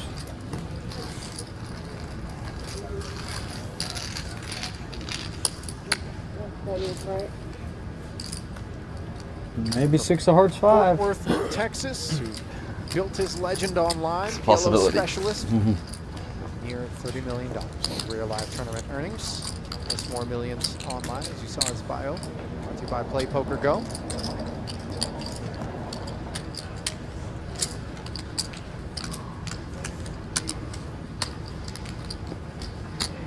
Can you give me just a second to get my chips stacked up? Could you give me a moment to get my chips stacked up before you clock me? I'm not sure if that's allowed. I'll check out it. I will ask them. Otherwise, I'm going to use these biceps 675. That is 675. to make you short of breath. 12 now? No, Probably 11, I think. I'm not sure. I think 11. no threats. Although I got to tell you, I might just, for a test drive, like pick a fight that I didn't need to if I had those arms, just to see. Just You know to what I mean? see, yeah. Just to be like, oh yeah, I really can launch I something couldn't across get the street previous with plot traffic. to know how many You're not chips I being a had jerk, before it's it for was my science. turn. Okay, Just an thank you. experiment. You understand. Meanwhile, we understand why Ace Deuce wants to hang in I have there, 10. suited no less. Behind. Playing against Yeah. the newly minted Tollerene and flopping top pair against second It's okay. pair. Deja vu. Chewy and Tollerene in a hand, with Chewy getting the better of Ben.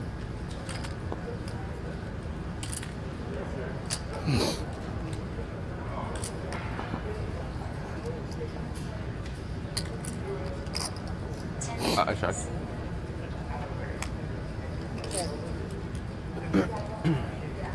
That is 600.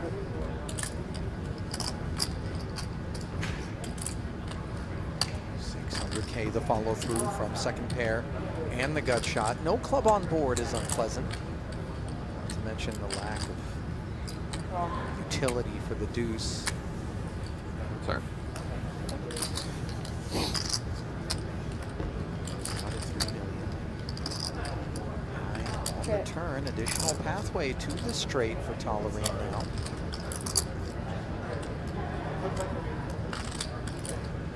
And again, this seems like the type of hand that he's very happy to get to showdown with at this point. Barring a river that improves his hand, of course. If the river is something like an offsuit 3, he will probably face a tricky situation. Oh, what was that? Okay. Let's see how tricky Chewy makes things. I wonder if Chewy just blocks again. It's been his MO to this point in exactly the same spot. Yeah, and in this situation with the turn being a 9, I don't know if Chewy has that many natural bluffs to choose from. Seems like most of the hands that check call flop have a pair at this point and want to see showdown, so That is 900. yeah, I think that he can do a lot of block betting here and actually make it quite difficult for his opponent by doing so with a number of hands.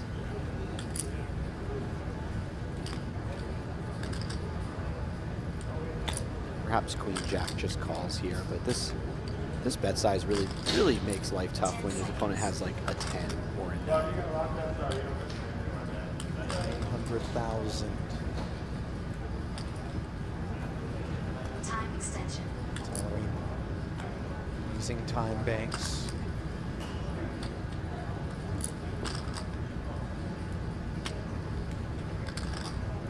What sorts of hands do we beat with this Queen Jack? It's tricky. I suppose Chewy could have floated something like King 5 of hearts occasionally, or turn something into a bluff, but yeah, I think he really felt like he was beat there, and he was absolutely right. The call did good. lack some optimism. There's that. As once again, Sure. Tollerene lacks success against Chewy. Well, you want to tee it up with a legend? Enter now for your shot at a free round of golf with John Daly and Rick Gehman. Plus, with $150,000 in total prizes and $40K to first, there's serious cash on the line. Each paid contest entry gives you 2 chances to win the golf experience of a lifetime. Enter the John Daly and Rick Run Good U.S. Open Yeah, you want me to play a contest hand without knowing how now much I on have? That seems hard to do. Drawing happens after the U.S. Open. He was just asking for like a You watch courtesy golf? 30 Yeah, seconds. Yeah. I don't watch a lot of golf. Okay. I've been You play golf? occasionally playing with some Yeah, fair friends. enough. I'm so bad.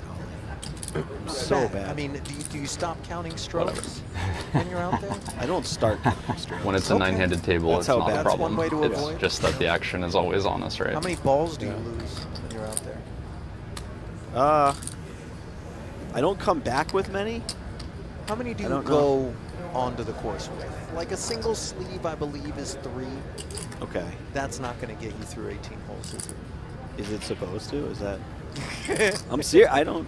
That feels like a pretty tall sure- order to only play with 3 balls. Oh, we're trending on some real. Oh God. Yeah, I don't know. What is the average that you lose? Well, first off, I've never played 18 holes of golf. Chewy, how much do you have now? where, Really? You know, motorized clown mouth wasn't involved. Putt, my preferred. 18, Oh, 19, I see. 19 and Okay. change. 19 and a I'm half or so. actually. I just have just under 20. I'm a much better putt-putt player. You have over 22, you said? Just under These 22. things are not difficult. The real golf tends to be a lot harder. I choose to believe that isn't true. Do you think mini golf is equally as difficult? Yeah. Didn't Steph Curry have like a mini golf show last summer, a couple summers ago? Like crazy, outlandish mini golf. He's a great golfer. Is he?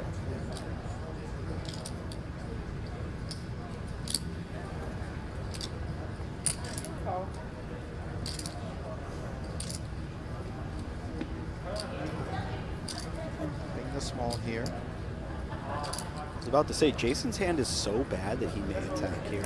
Yeah. The jack with sort of a low card offsuit, exactly the type of combo you might like to have when you do this. Something like jack 6 or 10-4 offsuit. Broken out the 9 wood, which is not really a club, but 900,000 with this jack 6, which would prefer not to have to take a flop. We haven't seen the limp 3-bet yet. Is this a qualifier, Jesse? Equally uninterested in seeing a flop? No, he's been. He lets it go, but honestly, I could see it. I could see a world where the queen 6 gets a little frisky. Maybe if it was king 6, that might be the one. They have to arm I'm not hearing him, but it's all good. I mean, you can't put the gun show out like this and just not expect at some point. If you just say 10 seconds, that's all we need. You know. Thank you. I mean, considering that they're such good friends, I'd imagine if they get heads up, that's how they settle it. Still looking to settle who's going to win 914,000. Who's going to play for 7 figures heads up. You got another glimpse at the payouts there. Brought to you by Occupy Poker. You think Chewy might veto the arm wrestling? You know what I mean? I mean, listen, to be fair to boulder and rock climb and stuff, you got to have, you know, but more of a lean sort of. Honestly, I imagine what happens is, and I'm going to pause for a second because Chewy has pocket 10s here. Well, this will probably go raise fold, so Right, we'll see. unpause. What were you saying? I would imagine Chewy comes in as a massive betting underdog in the arm wrestling department. He channels some otherworldly energy where he's tapped into some ancestors from some yesteryear. Oh, you mean like ashwagandha? Yeah. Yogananda. And just crushes both of them at the same time using Thank you. one arm against each of them. You ever play Street Fighter? Hey. Jesse? Oh yeah. 2. A lot more than I played golf, Ollie. Yeah. You ever use Dulcine? Oh yeah. The character? Now we're both over here, Yoga Fire, though. Yoga Flame. Yeah, he had the stretchy arms, right? I could see Chewy potentially turning into something similar. Ante and big Yeah. line. Just Yup. scorching everyone. Let's deal. Ante and big blind. Absolutely. Buttons here, yep. Yep. Yeah, it's good.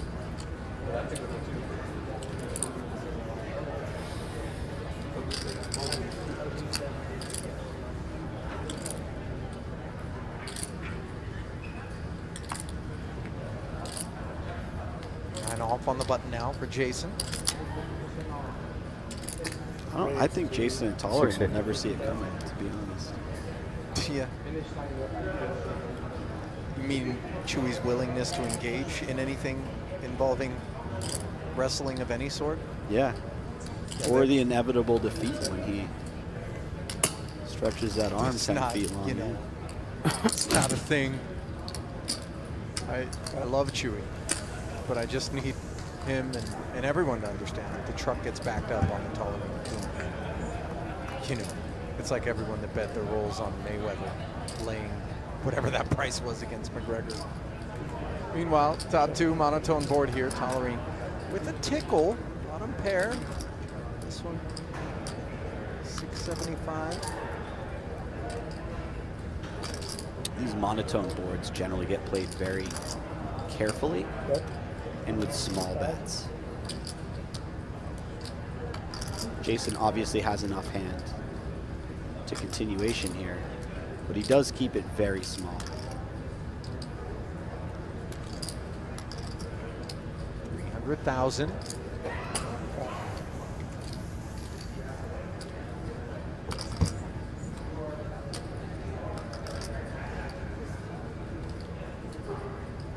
Check.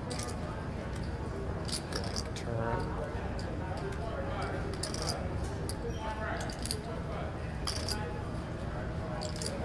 With a lot of hand, doesn't want to allow a heart to roll off for free.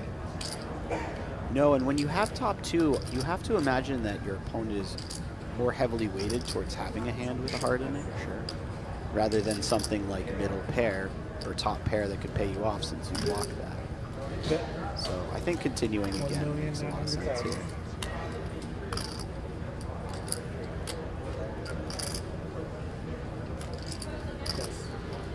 $1.9 million. Things getting serious. Far too much so for a pair of fives to carry on.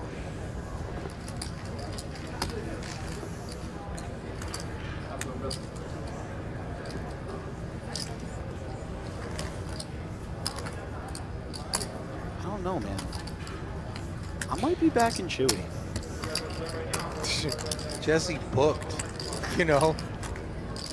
Like, I love to romanticize the absurdity, you know, far be it from me. Not to indulge you. I'll give you a brief indulgence here. The no limit deuce to 7 single draw heads up battle. A protracted one between Darren Elias and Nick Schulman. Only partner in the booth during the night shift in the main event, but a prolific poker player, mixed game cash specialist is Schulman. Have to believe he's played a lot more no limit deuce than Elias over the course of his career. Darren not really known, but poker aptitude on display, having navigated the field. Did you catch any of this final table yesterday?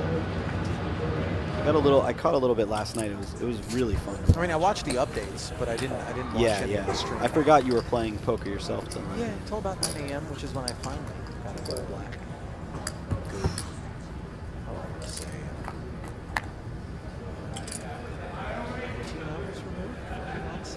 But boy, that's a great feeling, huh?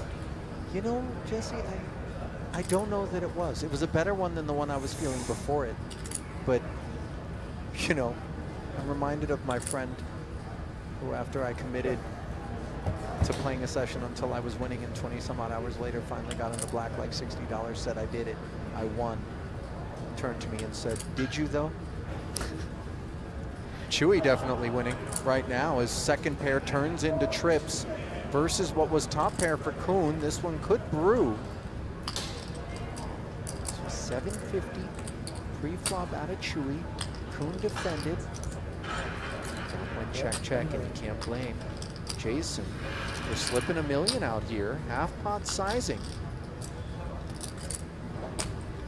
Trouble on the horizon for him. Absent a 9. This becomes quite interesting. I would imagine Chewy finds a call here quite a bit for a few reasons, but one is he protects what is quite a weak range when he checks back the flop. He has a lot of ace highs, stuff like that. And so throwing a 7 in there means that he has more hands that can defend against that second barrel. If Jason is bluffing, obviously we know he has a 9 here, so he's not bluffing. And then you just find your raise on the river instead of the turn. I also think he calls the turn because he's still incentivized to keep pots small with Jason. So just not having a turn raising range at all makes a lot of sense. Although he's not lacking the raise for concerns associated with the durability of trip 7s here. He's quite confident his hand is good, and in turn, Koon feels fairly confident that 8-9 is performing rather well here, enough so to barrel once more. 2 million into 4. Geometric half pot again.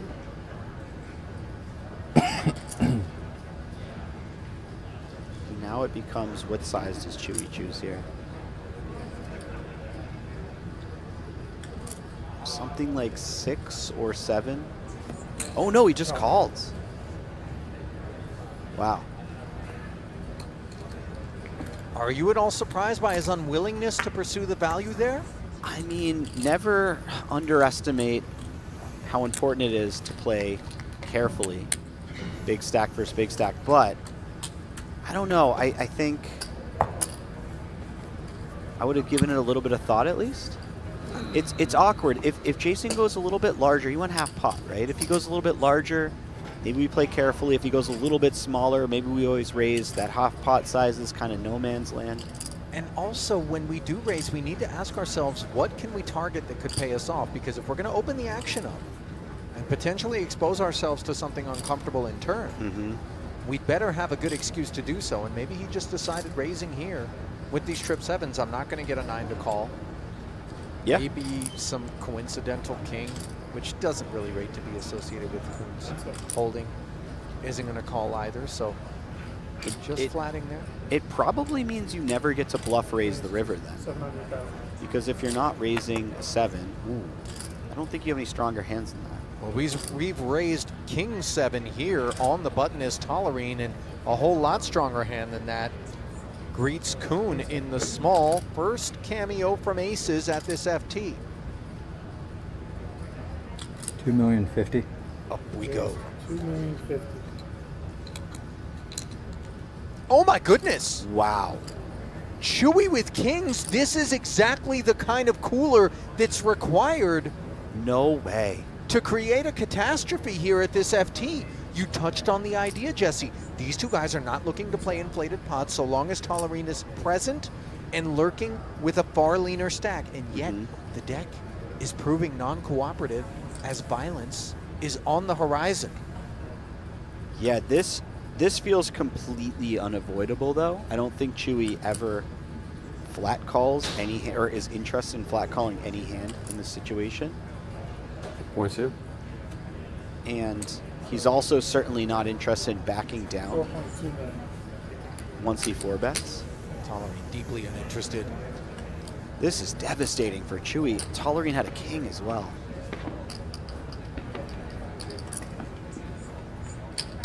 How do you navigate from this point, Jesse, with the aces? I think we're playing a really heavy either 5-bet or fold strategy. We'll have some peels, but there's not a lot of hands that are very incentivized to peel. Maybe a little bit more this deep. That's what I was going to Maybe say. a little We're bit more this governed a deep, little yeah. bit by this Tollerene third place stack. We sit extra deep against Chewy's situation. But I do think Jason 5-bets here quite a bit.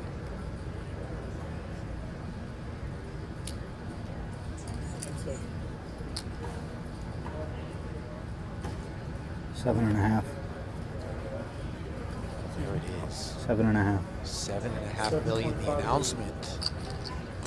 Okay, I posed the same question. What do you like if you're Chewy with kings?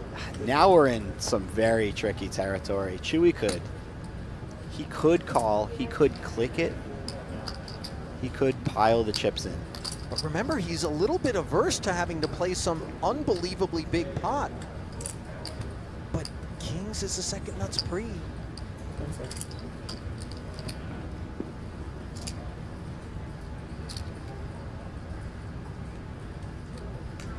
there has been so little of the 3-bet, 4-bet, 5-bet wars at this point. And I know they haven't played a million hands so far, but they've just been so careful pre-flop around each other that I wonder if Chewy's seriously considering how often his hands win. I'm not saying he folds, but I don't think he feels great about this situation compared to other situations where you're getting it in with kings. A couple of blunt force objects. In the hands of Koon and Chewy here.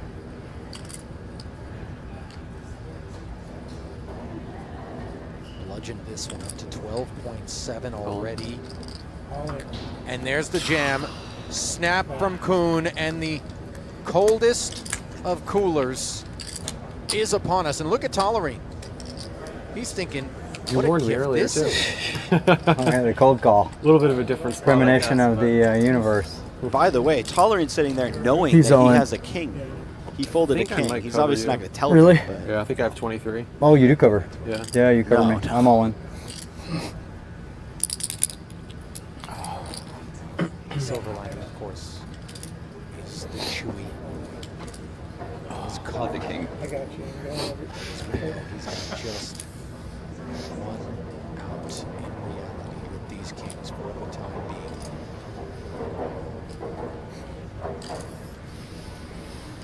this is complete and utter devastation, Lee. I'm not even embellishing. No. This is simply destiny. Right now, passengers are Koon and Chewy.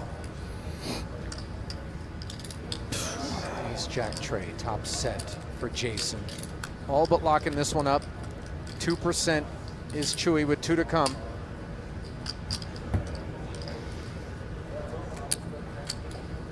Ooh. Only fitting. It hasn't been a sweaty enough day. Okay. Right? Not a lot of queens folded. So this one's on. If a girl says hi on the river, showers Koon. Not gonna happen though. Aces full for good measure, and Jason Koon, who started out with the chip lead in this one, has now taken a buzzsaw through 10. Chewy's kings. Which you always rated to do. 16. In the aftermath, Chewy's gonna be left just Yeah, more than 16, 17, 18, Oh, some really nasty stuff. 19, 250. But we can verify it. Oh, I think it's man. 19, 250. 18, 19. All right, all right. 250. I think that was the moment the turn peeled off and they realized there was going to be a swing ever so briefly. There's another Seth scenario, like Seth in the 200K. It's insane. I mean, you're not fully dusted, but still, like, crazy. Yeah. Koon, by the way, alluding to an exchange that Seth Davies experienced in the Super High Roller Series recently, where he was a distant third place and literally aces versus kings with 3 remaining. Ended up playing out with the kings beating the aces and covering. You just found the pay jump, huh? That's as good as it gets.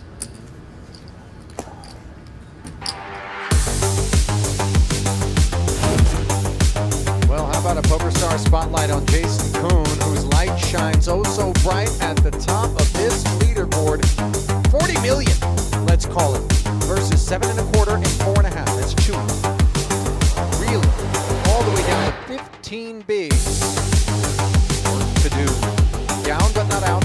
9 bigs shy of Tollerene. That ladder is a mighty one. Between third and second, nearly $400,000. So there will be jockeying down at the bottom. I cannot emphasize enough how salty it is 600. to play 3-handed with 2 of the best players in the world. 600. Hold your own, mix it up in all these pots, and then just find kings versus aces for all of it. You know, Yeah. That's a gnarly brine, no doubt, and one that's enveloped Chewy. Who's left to stew and marinate. Didn't look particularly bothered, by the way. I, on the other hand, ignition in that spot there. No, Chewy might be the best guy on the planet to have that happen and maintain composure. He really is something special. He's possibly too spiritually awoken for this poker world, but yet we get to enjoy having him here. If I end up hanging out with Chewy, by the way, as we see Koon here, King 5 turning into top pair after raising 3 versus the ace, picking up real heat, picking up some chips and delivering them as a c-bet. I think I'm just going to spend some amount of time attempting to piss Chewy off. And you know, I'm kind of, truth be told, I've got a decent resume. I've got a lot of practice with showmen, winding people up. I'm drawing live, maybe. You got a shot, kid. I mean,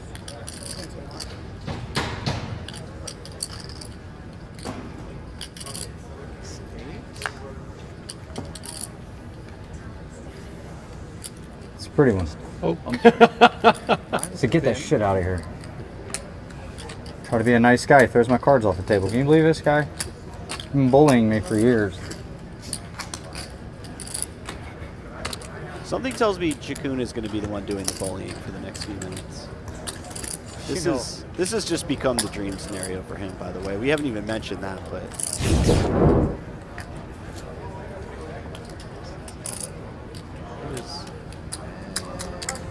wow, that's like playing quarters. That is not very professional, Mr. Tollerene. We'll give him a pass.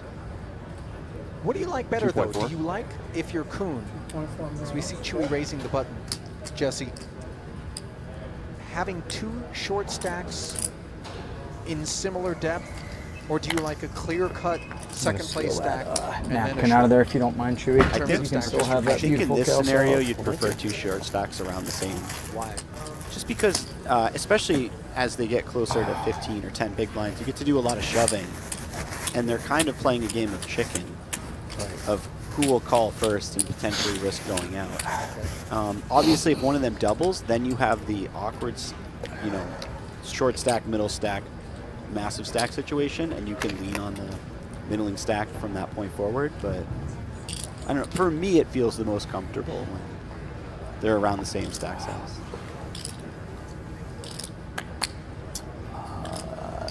How much now? 4.875, I believe. 2, 3, 4. I think that's correct. All in. Throwing some weight around is Koon. King deuce offsuit in the small. Chewy with the ace doesn't make a meal of things whatsoever. Calls, and he's in good shape to claw back, get a little rebate. Bigger pot.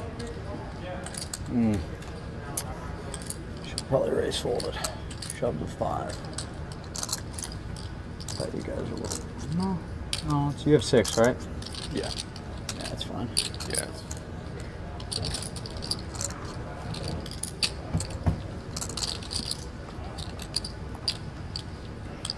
Off we go. Aces and 7s for good measure here. Chewy poised to double. Take something spectacular. The king deuce. Do damage and the 9 seals it. 4.875. All right. That's the beginning of something. Found the bounce for the Chooster. That green hoodie on the shoulder, by the way, has really become a staple on the high roller circuit. Yeah. Does that look good? 4.875. Yeah. He's a trendsetter. Well, today's PokerGO live stream is brought to you by True Classic, the only shirts we trust to look sharp and feel even better. Whether you're grinding on the belt or heading out for the night, True Classic's fit is next level, affordable, comfortable, and built for real guys. Go to TrueClassicTees.com and upgrade your wardrobe today. Got any True Classic tees, Jesse? I don't know if I do. see you rocking the Lulu in the booth? I'm a big Lulu guy. I'm not gonna lie. If Lulu were ever to sponsor a poker player, I might be the leading candidate. You haven't dabbled in aloe yet? Phil Ivey? Is Ivy very much embraced aloe? Is he deep in the aloe streets? Yeah, quite a few people. I could get into it. I believe Ashley's got a bunch of aloe stuff. And On Footwear has a lot of gear. Chidwick wears that. in the Sylvia household, Ashley's the trendsetter, and then I follow along. So I've made it to the Lulu level. Then she moved on to aloe, and I've got to kind of get there. They're sort of left behind. Yeah, Wow. I'm about 18 months back, I'd say. Well, Tollerene is about 69% versus 29% here as Chewy got swaggy with the 10-7 of spades. Wow, life comes at you fast. Just a moment ago, it was Chewy doubling through Jason. Now he stands to in turn give Tollerene a double. A dominant ace-10. Ben in a great way here, heading to the flop. Oh no! 7-6-5. Top pair for Chewy and trouble for Tollerene.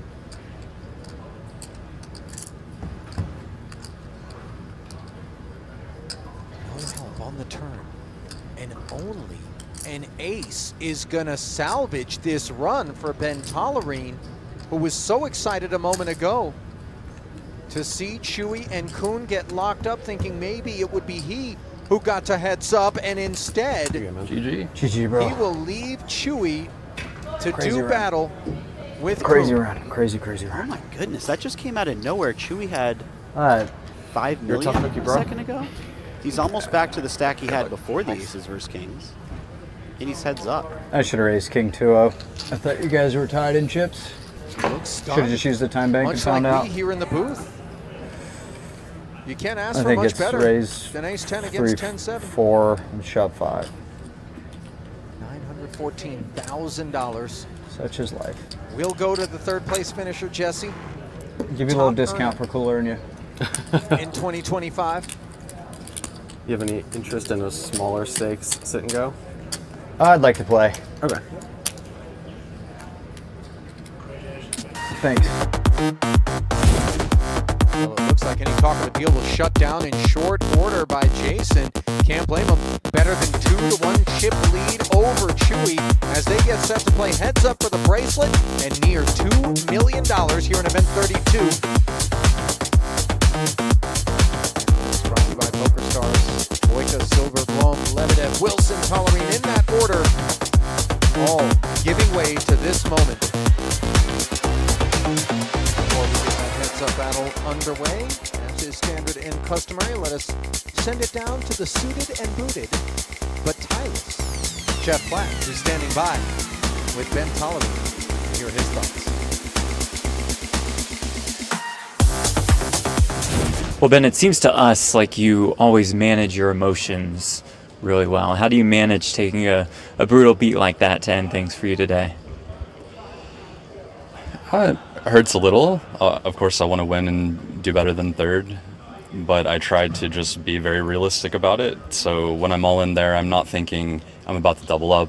I'm thinking 70% of the time I double up, 30% of the time I bust, and so it kind of takes the sting out of it to be realistic about it. To say this is a red-hot year for you, I think would be an understatement. You passed $10 million in earnings just for this year alone. What do you think has led to your success overall? I've been working hard, and my friends I took a lot of time off, and my friends kind of lifted me up and caught me up on study and just shared a bunch of knowledge and hung out and spent time with me, and I think I absorb it through my friend group. Speaking of friends, Jason has told us that he's learned a lot from you. What have you learned from him over the course of your career? So much. Basically, when I kind of cooled down my amount that I was working, Jason was peaking, and he's just kind of carried that peak, and so I can always look to him now. When I'm unsure about something, I can go to him and say, what do you think about this? And the role, it's kind of flipped a bit from where it was when we first hung out. We started hanging out like 12 years ago. Now I feel like more often I'm going to him asking for what do you think about this hand? Appreciate the time. Great run at it. Best of luck in the next one. Thank you. Guys.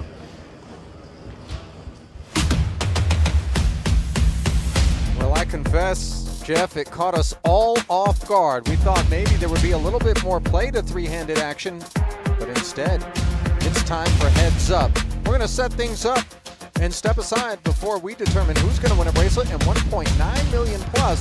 Stay close. Heads up right around the corner here in event 32.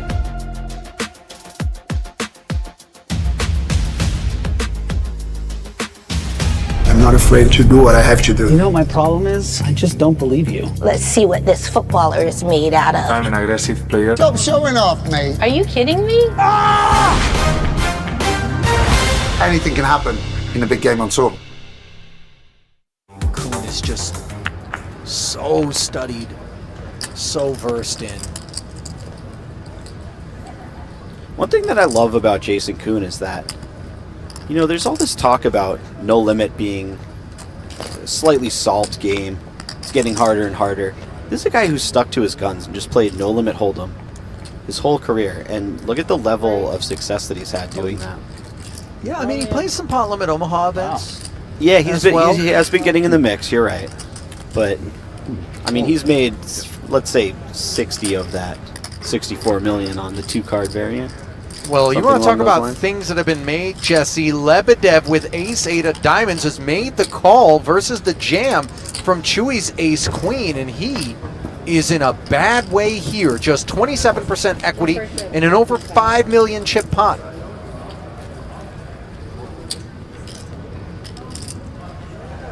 This is truly just a brutal cooler for him, blind versus blind. We saw it before, you know.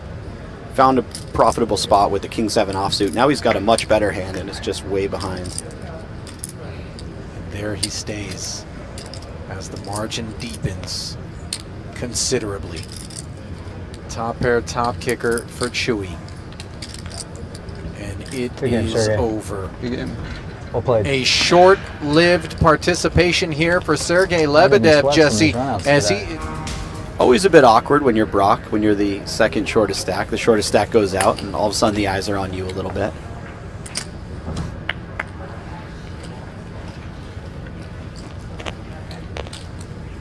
But again, we're going to have this dynamic where Chewy and Jason Koon will be trying to play relatively smaller pots against each other until a player like Brock is either out or the chip stack situation changes. Tollerene in that kind of unenviable position where he has to play quite tight until Brock goes out or the chip stacks change as well. It's so fun watching how the strategies change nearly every hand at these final tables based on the chip situations. So newly appointed short stack, Brock Wilson defending his big with the 10-4 suited against the King 7, which turns into top pair on a 2-spade flop. Action checked over to Chewy. Clicked it pre. Chewy's got a lot of hands here. Top pair, second kicker, backdoor flush draw. The type of board he might choose a slightly larger sizing. I always like to think of these situations as we start out with maybe like a quarter pot c-bet sizing, and then we size up based on different board textures and situations. 350K into the 1 million, and goodbye, Brock. Relative to theirs. Well, his top 3 cashes are all in the neighborhood of $600,000 with 2 of them having come just recently in 2024. One down to heads up for the bracelet and $1.9 million plus in event number 32. The 50K No Limit Hold'em back inside Horseshoe. Alina Jad alongside Jesse Silver. This story.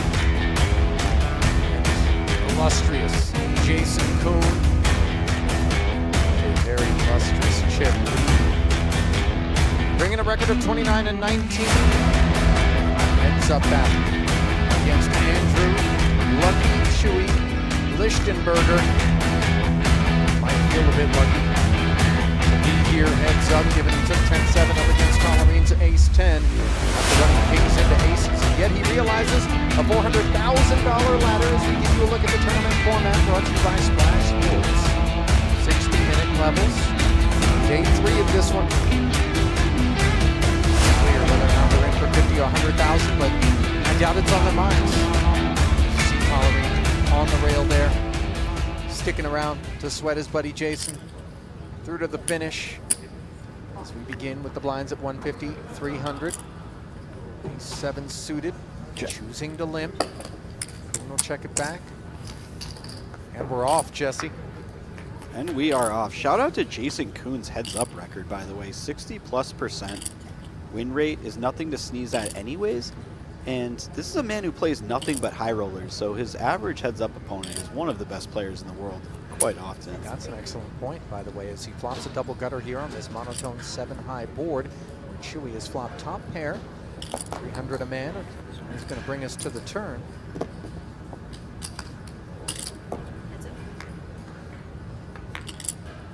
Trip 7s now.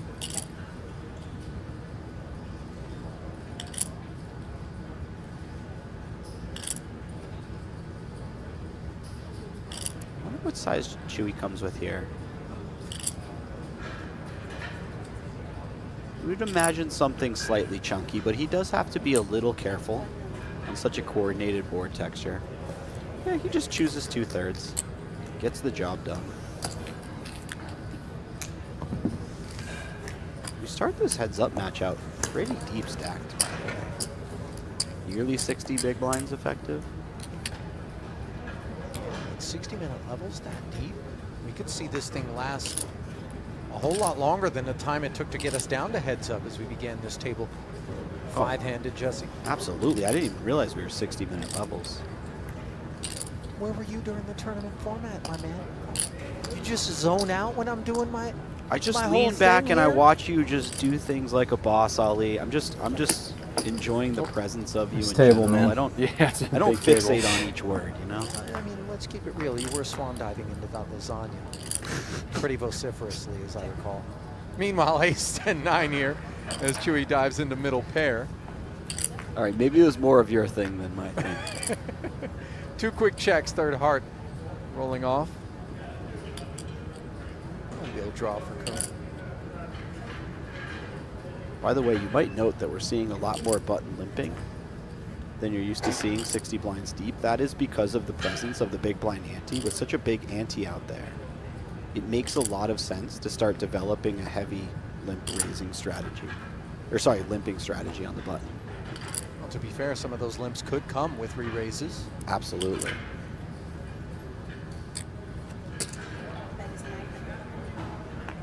And then I also wouldn't be surprised that if these players do raise, they might pick a larger raise size than something like the traditional min raise that you see in heads up. Just given the tantalizing nature of what's up for grabs. Yeah. Being able to haul in 2 bigs. I don't want to date myself, but back in my day when everyone put up a little ante for themselves, there wasn't much in the pot once you got to heads up. Yeah, you know, some have taken issue, by the way, with the idea that the ante remains static and representative of what the number of antes that are corresponding with a ring table would be, even as you whittle down at an FT to even heads up. I do like it, though. I like that it incentivizes playing more hands when traditionally when you're at a final table and there's these ICM factors, you're starting to play less and less hands. Koon with less hand than Chewy, but putting more chips in there. Button open with the pretty suited connector to 750, now being asked for another 2.25 million. Jason finding a combo that you do not see every day in the 3-bet category. This is nice. 6.3 in the middle. King Jack 3 all spades. With the 7-high flush draw, betting lead, heavily inflated. And this is the beauty of finding that 3-bet. He's very likely to win this pot. If he just puts some chips in the pot, he's going to win it. Any number of chips.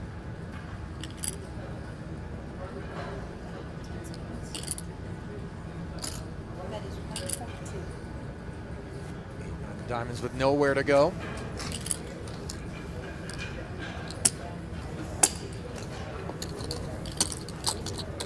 You know, one of the other upshots, sort of creative part of the deck being put to task there by Jason for a 3-bet, you purchase the right to represent the rich part of the deck. When something like a King-Jack board rolls off, you know that Broadway combos are often associated with this sort of pre-flop posture.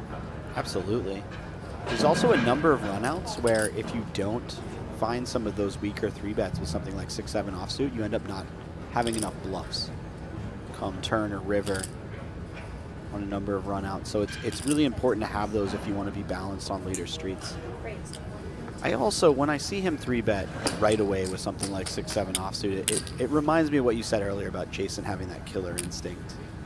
That is the sort of thing that, let's say maybe in theory he's doing that 25% of the time. Maybe in that exact scenario he was doing that 100% of the time. I think Jason really likes applying the pressure everywhere that he can and finding those little extra ways to obtain victory. Also, let's not overlook the fact that the deal offer from Chewy was shut down promptly.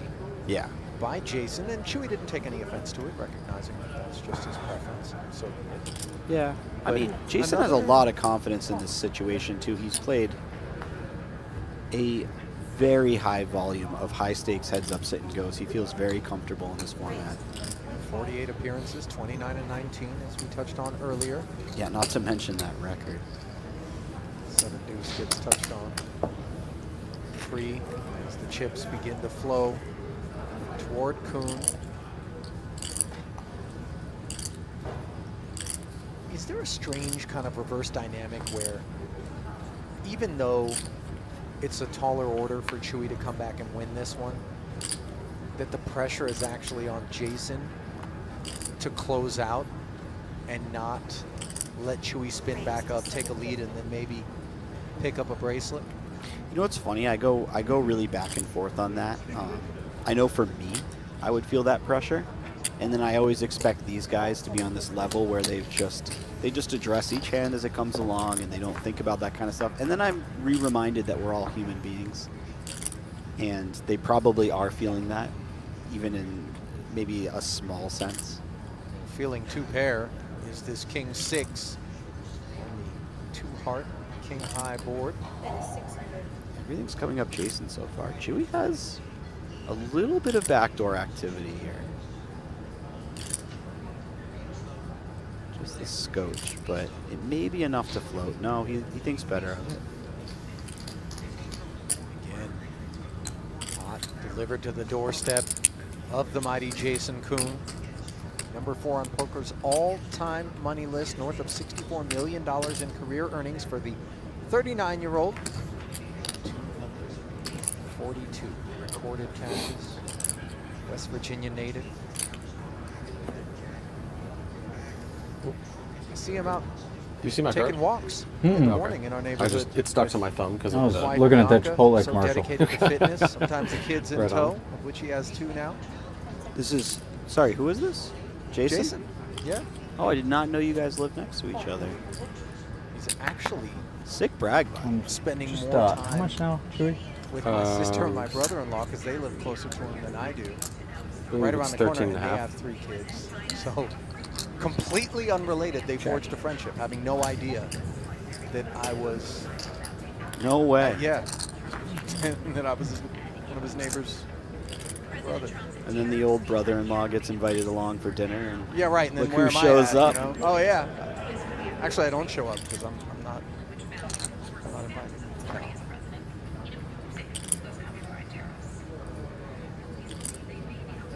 Paired flop. Second heart on the turn here is spicy as the wheel gutter continuing to show deference here to Chewy, the dominant ace, which has picked up the nut flush draw. Jason with a little double gutter. Very fun turn card. Slept on the 7, interacting with him as well. 300,000 from Chewy. The funny thing is, this is the smallest pot they've played in a number of hands, and 2 of the better hands that they've had. Yeah, it was limped pre. Oh, look at this. Flop was checked and the deuce of hearts rolls off. Koon with the wheel, Chewy with the flush. $1.5 million in the middle. You know what that was? That was a Chewy get some chips back type of river. Sure rates to be the case. Just how many chips TBD as he brings 2/3 pot, 1 million. Now you remember Chewy flatted trip 7s earlier. It wasn't heads up, but I'm curious as to whether or not you feel like there are worlds in which Koon doesn't sense that the raise is obligatory. Ever? Do you ever flat? I don't think so. I think you just go for value. This hand is a bit too strong. Heads up, especially given the fact that it went check on the flop. Chewy will, of course, have some flushes, but they'll be a lot more centered around the ace high or king high variety, just because those are the hands that are more likely to try to get the showdown on the flop. And some of those hands would have raised pre-flop. You would imagine a lot of the ace-x suiteds, the king-x suiteds, find some sort of raise pre-flop a good amount of the time. So I don't think he's too scared of flushes. But remember, we've seen a theme here at this FT of those ace-x's not getting out ahead of themselves pre-flop on multiple occasions. Being played as a limp this time, and a check back as well. By the way, Chewy has a real decision here because... On. Yep. I was going to say shoving makes the most sense to me. Pair on board is always a little bit dicey, but Chewy does rip it. Now, having put 4.5 million in there in the form of the check raise, a volley back into Koon's side of the court. Snap fold. Yeah, well done. I was about to say, I think Jason folds here. He doesn't have a heart in his hand. He doesn't have any blocker to a boat. He'd much rather call with something that contains one of those two things. I think that was a really well played hand by both players. But I love the snap fold on the river by Jason. It just seems like he's extremely locked in and very confident in his decision making. He didn't struggle with it one bit. No. I mean, that was hearts, almost like... Pair on board, obviously the wheel falls to a lot of value. Almost all of it. You can't think of a hand that Chewy would be jamming for value that falls to ace-5. No, I think ace-5 is very clearly a bluff catcher at that point.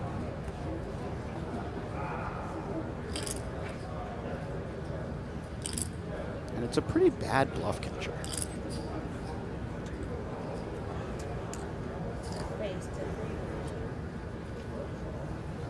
Bet from the 7-5 suited. So now the chips begin to work their way towards Chewy more so. By the way, this is the highest Chewy's been since the aces versus kings fiasco. You mean in terms of chips? Yes. Okay. Oh, I see what they're doing. I was like, what? Jesse, you clocking this? Well, here's one we clocked earlier. PokerStars Spotlight of the day, King 8 for Brock Wilson. Same hand for Jason Koon. On the flop, Wilson would play top pair as a check raise. On the turn, he would put 1.1 million of his remaining 3.6 in there. And then Koon asked for all of it, and Wilson was shaken and stirred, ultimately binning what would have been a chop and dwelling on it right through to the point where he was eliminated. Jesse really felt for him in that one, and not the first nor the last time we've seen Jason Koon make a real meal of someone on the felt. Yeah, you know, I haven't heard the word caged in a while, but that felt like a very...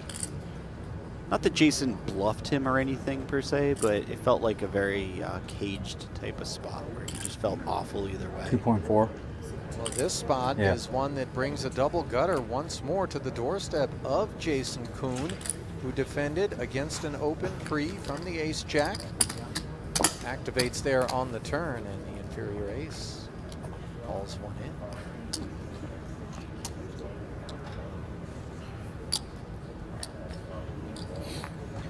You remember the first time you watched Jason Koon play poker?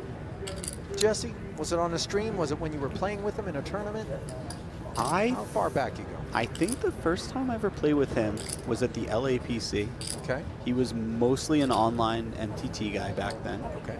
He had probably 1/20th at most of the winnings that he has now. Okay. And he was probably the best player at the table. Really? Back then? How many years are we talking? I want to say 2013, 2014, something like that. And yet you could recognize the greatness back then. He was very good. He's come so much farther I since mean, then. he's a guy who never stops working. His work ethic really is unparalleled in all respects of his life. You know, oftentimes you'll engage in conversations here and there. People will maybe be naysayers or question or doubt, you know, individuals. I'm not talking about Jason per se, because his resume is one you really can't run up against. But the one thing that's an oversight oftentimes, I think, for people who are thinking, oh, well, I could run like that, or, you know, he's just, you know, the surface of the sun paid him a visit, and that's why, blah, blah, blah. It's like, listen, man, you're seeing the end result when he sat here heads up with all these chips. What you don't see off this stream is the sheer number of hours every single day, day in, day out, that he and so many of the other high rollers in the world who have these massive resumes are putting in. It's not an accident. No, and I can't tell you the number of times I've run into Jason along those years in the hallway. We've been friendly for a long time. And I'm like, hey, how are you doing? He's like, I just got my heart ripped out in the 50K. And this was before all of his big scores. He had a lot of struggles trying to break through in the high roller circuit, but he had guys who believed in him and bought his action, and, you know, he kept playing them, and he knew, like, I'm working hard, I'm a good player, like, I'm going to do well in these. And when he did finally start to catch some good breaks, they came quite furiously. Yeah, they did. Well, I mean, he's always been an athlete. He's always been a competitor, you know. Quit his first job after college back in 08 to take a shot at turning pro after he started playing back in 06 as a way to stay entertained after sustaining a track-related injury, looking for an outlet. First turned heads. He took down a scoop event on Stars in 09 for 300K plus and made some waves down in Hollywood, Florida at the Seminole Hard Rock Poker Open 2016. That's where he won his first million, and his biggest live cash in 2018, $3.5 million. Short deck Triton really hasn't looked back. Here he is connecting with the deuce on a paired 2-hard flop here, despite being dominated by Chewy Pre. See Detton take it for Jason. By the way, somewhat interesting that he chose the 4-deuce suited as one of his raise combos on the button, not limping that hand. I like. He's really mixing up the combos that he chooses for each type of play.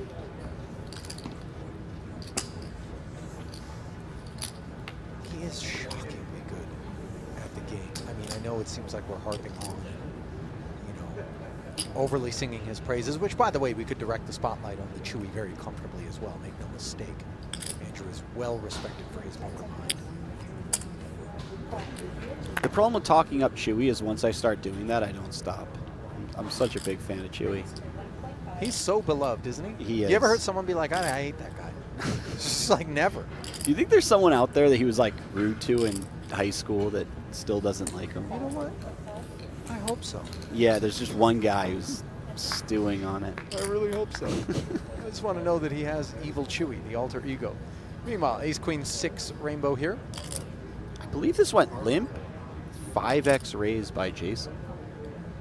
Queen 9 offsuit, the combo selected, by the way. The deuce is deemed durable enough to take a swing at a set. Staring up at the 3 overs.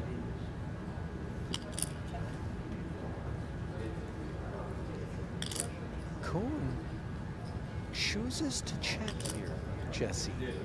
Made it 1-5 pre. Got called, but no c-bet on this ace-high rainbow board.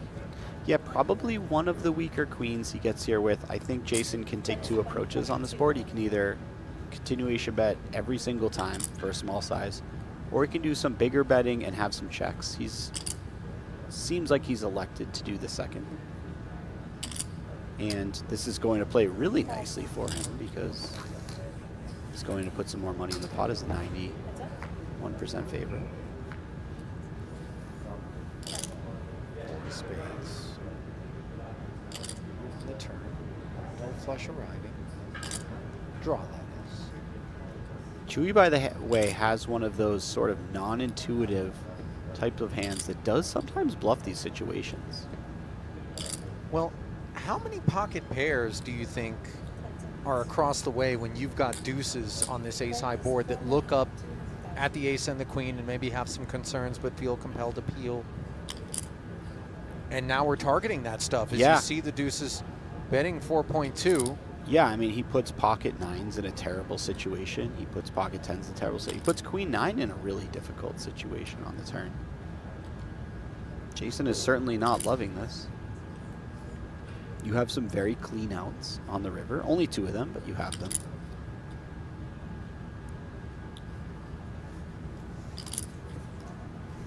Really well done by Chewy there. Muscling. Beautiful stuff. Jason, off of what was the best hand in an inflated pot. Let's send it down to Jeff for an update on the No Limit Deuce. Shaping up to be quite the heads-up battle in this 10K No Limit Deuce to 7 championship between Nick Schulman and Darren Elias. Elias looking to cross his name off of that list we showed you earlier of best players to have never won a World Series of Poker bracelet. By the way, not about me, I did notice 3 names missing from that list: Jeff Platt, Jesse Sylvia, and of course Jesse's broadcast partner, Lon McCarron. It's been back and forth throughout the match. Elias had a huge lead, then Schulman came back to take the lead. They are about even right now. Schulman looking for bracelet number 7 and to join absolutely elite company. If he wins today, only 6 players in World Series of Poker history have more bracelets. Phil Hellmuth, Phil Ivey, Johnny Chan, Doyle Brunson, Eric Seidel, and Johnny Moss. Sure sounds like a Hall of Fame career to me. How about you guys? Well, thanks, Jeff. I think you would be remiss if you tried to argue against the Hall being in Nick's future, without question, even if he doesn't pick up number 7 here against Darren, who's giving him a real battle, as Jeff pointed out. Think about that as we arrive on level 23, 2, 4, and 4.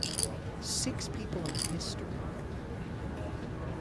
In terms of the World Series, we'll have more bracelets than humans here today. Just 6. That's really special. Like, honestly, that's a very cool thing to say. And also, Nick is considerably younger than anyone else he mentioned. Right. Check. Those guys have all had a 30-year head start on him, something like that. And they were never encumbered by having to sit beside me in the booth, which, you know, comes at the opportunity cost of maybe studying. Yeah, but you might argue that you spend enough time next to you in the booth, you play better because you're fighting for your chance to get out of that situation. Yeah, I don't think Nick's in the booth, Jesse, because he needs grocery money. You know what I'm saying? I think he's doing it for the love, you know, and quite frankly, when he has to be next to me, for the hate. Yeah, but for the premise of this joke, I need him to need the money. Right. No, I get that. And I apologize for not indulging in the premise. Thank you, Ollie. What was with broadcast partner Lon McCarron, by the way, Platypus? Got my eye on you, buddy. All right? Wasn't lost on me. He knows who's in here.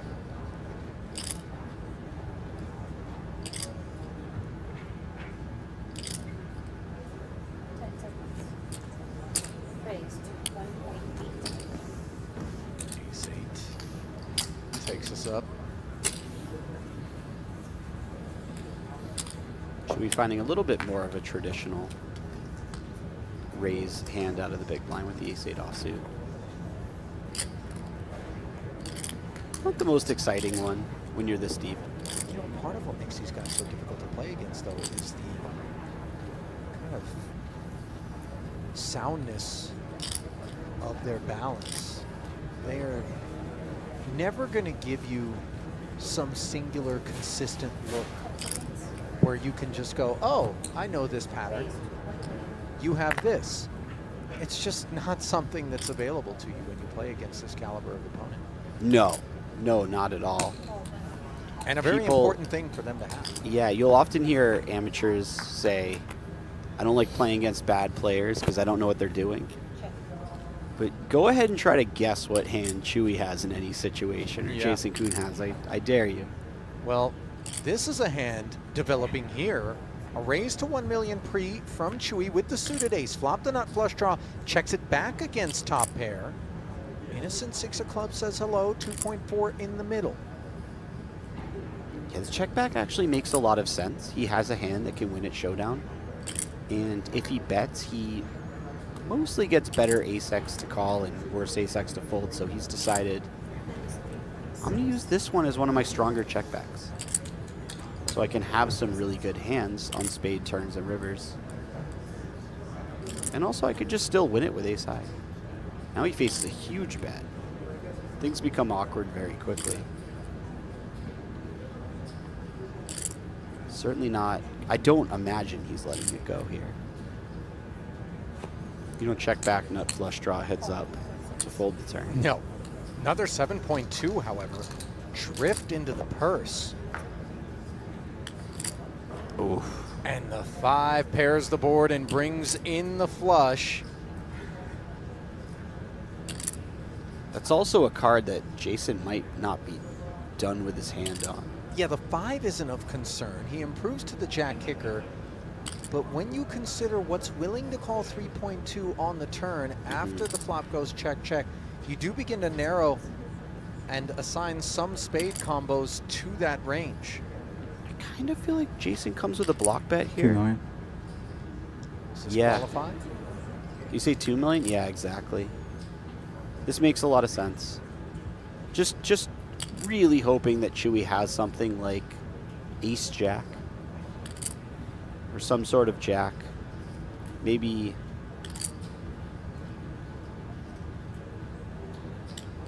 pocket queens, some sort of middling pocket pair. Well, Chewy Chewy makes noise and just rips the whole thing in there. This is wild. Chewy made every decision in this hand very quickly. The check back on the flop, the call of the overbet on the turn, and now this jam over a small bet on the river. I assume that by doing that, he's saying, hey, I've already figured out all of these spots. I don't need time to think about it with any hand in my range, but Jason might view that as strength or weakness. I don't know how he'll interpret that timing.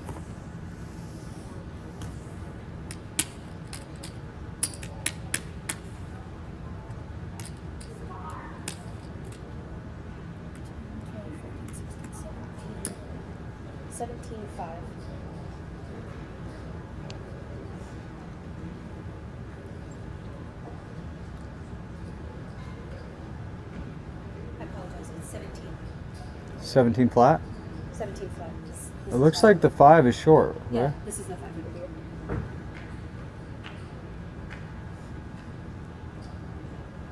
I would imagine this is one of the worst hands Jason gets to the river with, and he can probably safely let this one go, but... I don't believe you, but I have terrible cards. Yeah. Oh, I have really bad cards. I still don't believe you, though. Distrust.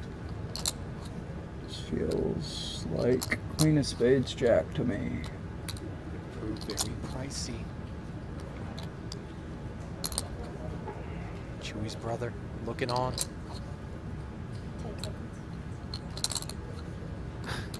I really find myself intrigued by the timing that Chewy's taken in this hand, and I wonder if that's part of why Jason's not a believer. Nice. Yeah, he lets it go. Like he said, his hand is just such a bad bluff catcher. Yeah, it was reluctant, but it was correct.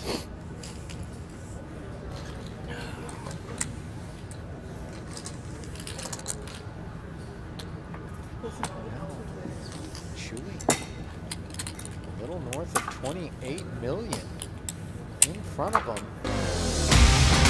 Looking over maybe at Elias and Shulman and saying, you two aren't the only ones that are going to make a battle out of heads up here at the Horseshoe tonight.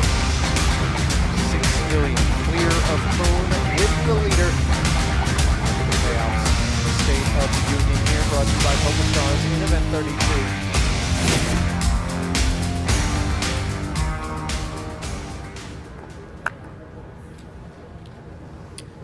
Chip leader Chewy. Couple of suited combos distributed. Jason's the prettier of the two. $1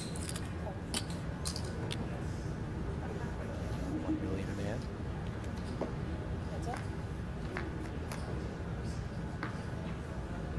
Check. Ace 10-7. Second pair for Koon. The 9 is relevant. Jason has a reasonable one for check back purposes, but he elects to just bet right now. Curtain drawn.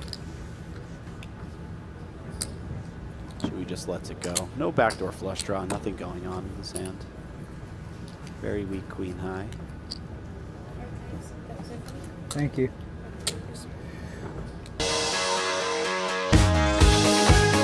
Well, there are 3 more EPT stops in 2025. At the end of the summer, August 18th through the 31st, the Poker World will be gathering in Barcelona, the biggest European event of the year, October 1st through the 12th. Tour returns to Malta for the first time since 2016, and the EPT season concludes in Prague in December 3rd through the 14th. For more deets on the EPT, check out the PokerStars Live app.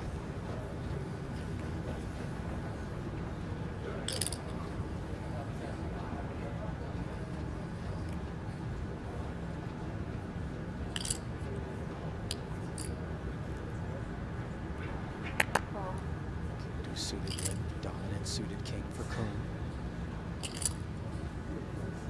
You know, there were a few years back where Chewy got heads up in one of the high rollers here with Ben Heath.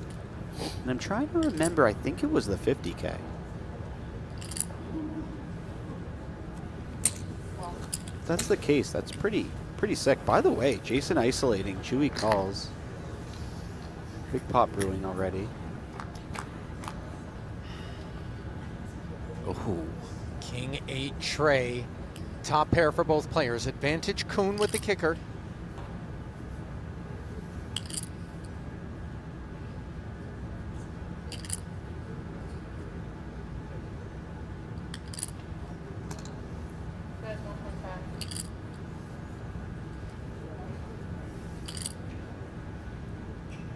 Can't imagine Chewy's doing any raising here with the king deuce.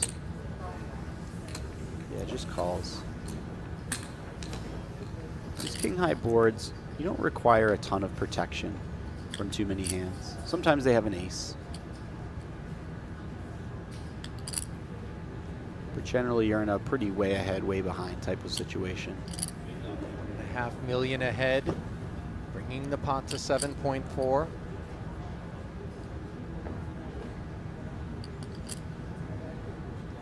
Not done firing. 7th.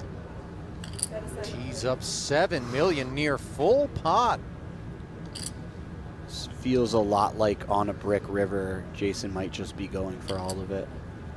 And honestly, on a brick river, I don't know if Chewy gets away. This is a very, very difficult situation.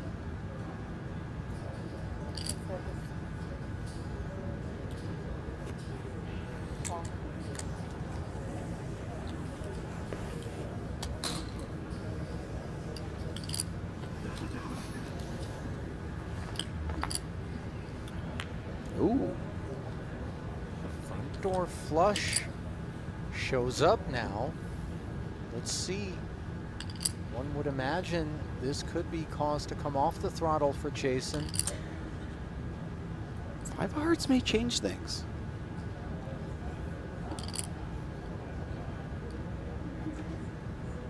Not sure what happens now. 21.4 million in the middle. Checks.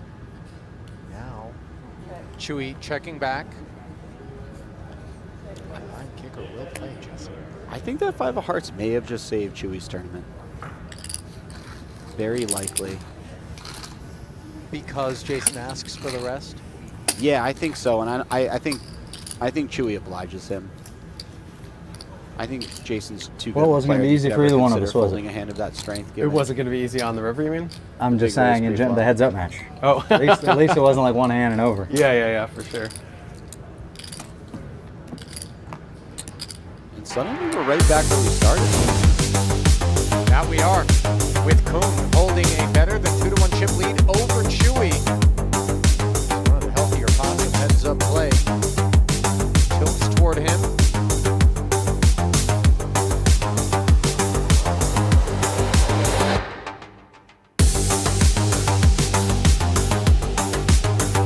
I don't know if you're lucky, Chewy. Is that just wildly frustrating to have all that momentum retrace, or do you feel like, okay, this is familiar territory? We ride again. We continue to build.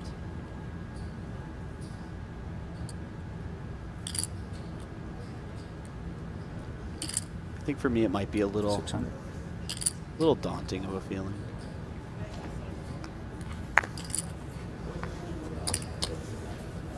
Jack of spades. You can always just keep the big blind ante. Get it down there.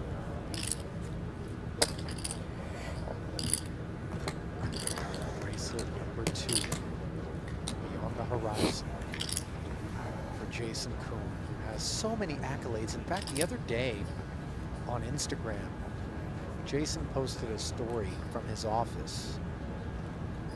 He shares with Davies and Jeremy Osmus, and their trophy cases are all kind of spread about. And I don't know Those if you saw three? this, but it was surreal, Yeah. the amount of hardware.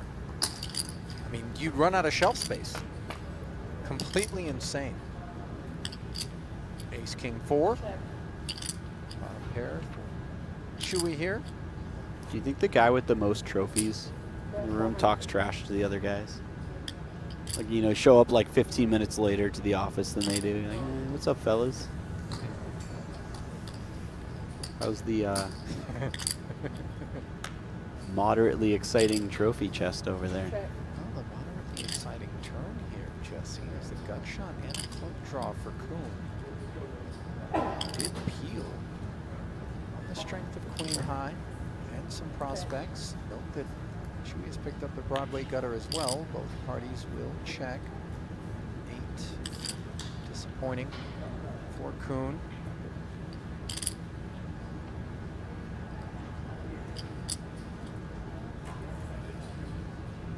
Jason seems content to just get to showdown, and obviously Chewy with a pair. Queen. Quite happy to do so as well. You know, I don't want to brag on it, but I have the second most number of trophies in my house. I don't know that that's bragging. How many people in your house? Well, there's 3 humans. Okay. Me, Ashley, and Ashley's grandmother. Okay. And 2 dogs. So. Are they show dogs by chance? They could be. They're not. What kind of dogs? Shiba Inus. I'm trying to think if my chances would increase or decrease if we were playing Chemset for the bracelet. If we were playing what? They sure are. Oh yeah. Unbothered that would be also a battle for the ages. Do you really went with the Shiba? What do you? Was it like free with minimum 1 million Shiba coin purchase? You get 2 dogs, or what was the deal there? Yeah, the first one, or the second one was free with the purchase of the first one. Easy on everybody. If you had enough for a Masternode stake in Dogecoin. So that's how we did it.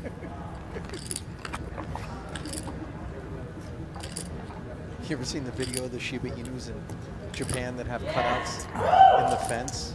For their What is it snouts and now, their eyes so that they can look Chewy? through? Yes. How much yeah, I have? I remember 15? that is. Okay. One day I'll have a fence like that, Ollie, so my dogs can sniff the other side. Yeah.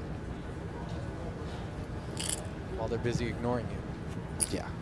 Who has the most trophies in your house? Just to put a button on things, Jesse, is it Ashley? It is Ashley. And for what? 1.8. Ashley has won a number of events, actually. Whereas Chewy. I have won a couple of events. And Chewy winning the pre-flop event here. Limped the ace-queen, lured this king-8 into some chatter.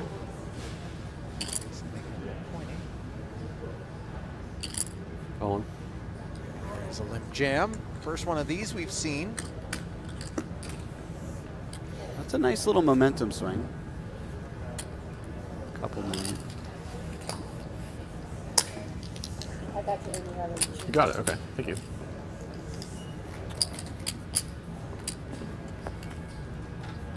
Well, as into poker as Chewy is, along with many other things, Jesse, believe it or not, growing up, he was really into bowling. And actually played on his high school team. Now, you know, my high school, we didn't have a bowling team. So this must have been a rather affluent high school if I had to guess. He also worked at the bowling alley. I did that. I was a DJ, however, Chewy hosted kids' parties at the bowling alley. He is the perfect guy for that, by the way. And I could see him cleaning the kids out at no limit during the parties as well. Oh, you lose your Oreos. You lose your loot bag. Yeah, 400. No loot here for either player on the King Jack 7 board. Ace high. In hearts of some note. Chewy's going to peel against the dirty diaper for Koon. You imagine Chewy just bluff raising toddlers for their candy. Yes. And then quietly explaining to them that in life, they need to be prepared to make big calls sometimes. This is a good lesson to learn early. Action on the turn. Ordinary jack. And Koon knows he's got the nut low. Will he walk away from this 2 million or will he get after it? He's leaning, now reaching and depositing. So here's the thing about Jason's hand. Jason has 3 high. Anytime you have 3 high, it's a nice candidate for a bluff. You know? I can't think of better candidates than the 3 high. Jesse, sage and sound assessment there. You're probably not going to win at Showdown.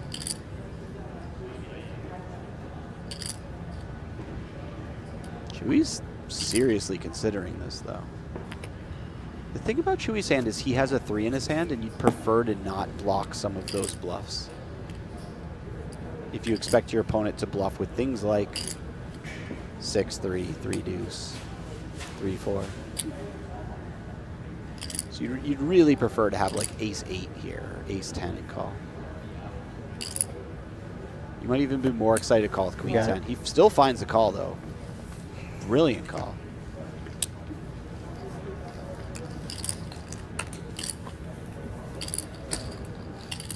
Really well done by him. Wasn't the toughest one he's ever made, but obviously credit to him nevertheless for making the find. He tries to work his way back into the chip lead. Both parties have enjoyed thus far.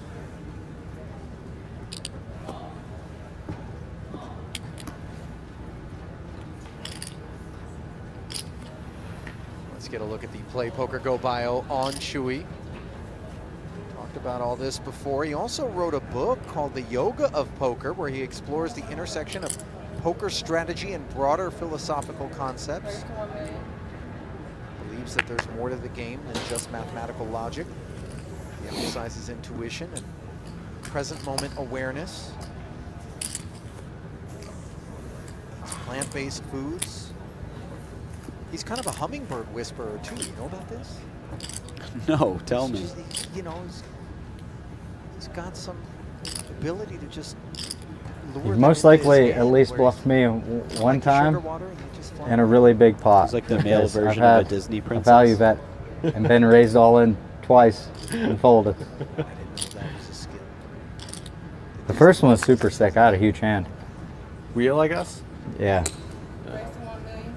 Should we zero in Yeah. by the way? Pretty gross. Koon having a wheel when he had the nut flusher.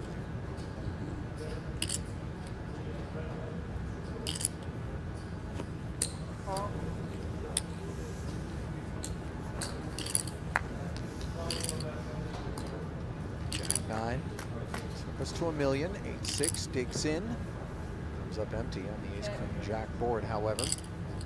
Checking over should be an easy fold in the face of any barrels from Jason, who does not fire on flop. Has the better of the 2 spade draws that have materialized.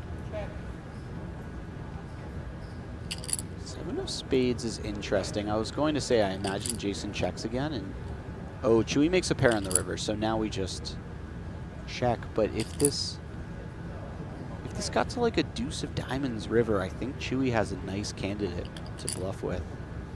Jason may have found himself some extra chips with that check back in that case. He still may find some extra chips because this bet may get called. I don't know if Chewy calls though, just because Jason's line looks a lot like what it is, something that was pot controlling and now can get 1 street of value. 6. But you know, crazier calls a bit. Oh, he finds the raise. This is simply turning the hand into a bluff. This is nice stuff. Why has he chosen this particular combination with which to turn what one might have expected would be a hand that can just bluff catch with some frequency into a check raise? Is there no bluff catch value to a pair of 8s here after 2 check backs from Jason? I think Chewy decided he's just not winning versus Jason's range if he calls, but he has a pretty good candidate to bluff with. He checked obviously on the river because he has some showdown value, but once Jason takes this line, he just doesn't think it's good enough to call, clearly, because he's not calling with it. And he finds the raise, and fast check, fast check, fast check. It's pretty beautiful, I gotta Fast say. raise.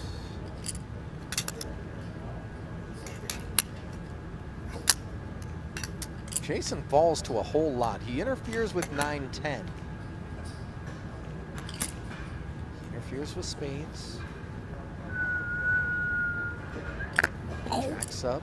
And he finds the call. So just like Chewy did before him with ace high, he too showing off his stuff here in a big spot.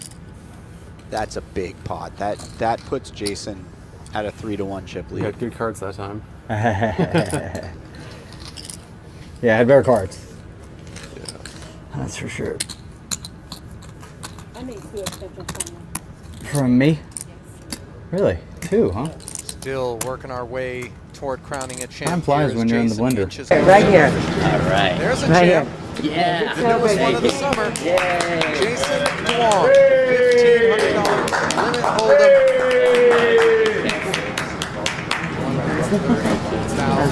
Thank you. Wait a minute, that's Jason from the Bellagio. I play with that guy a lot. Really? Yeah, Do you fantastic. play limit hold'em with him? I play limit hold'em with Jason. Fantastic human, nicest guy you'll ever play with. Maybe we don't want to play as much limit hold'em with Jason now that you've seen what Well, he's capable yeah, of. now with the Jesse. cat's out of the bag, maybe. Just maybe some better table selection on your part. I got to do what I got to do, Ollie. Limp pot pre, ace queen 8 board. I'm addicted to the action, all right? Koon, middle pair here. The most addictive texture for king 6 of hearts, but now a board pairing ace providing Chewy with the flush draw. Koon still not betting.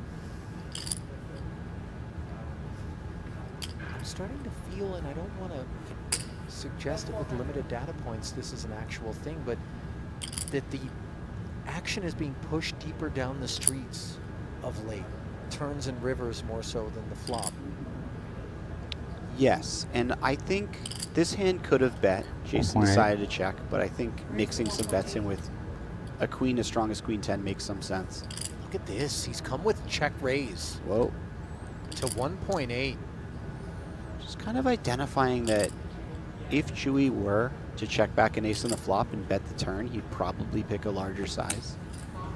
And our hand is likely good at a very high rate.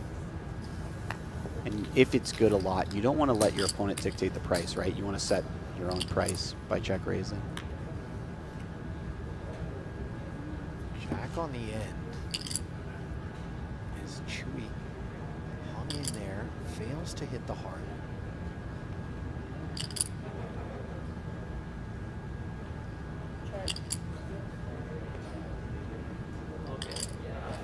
Check.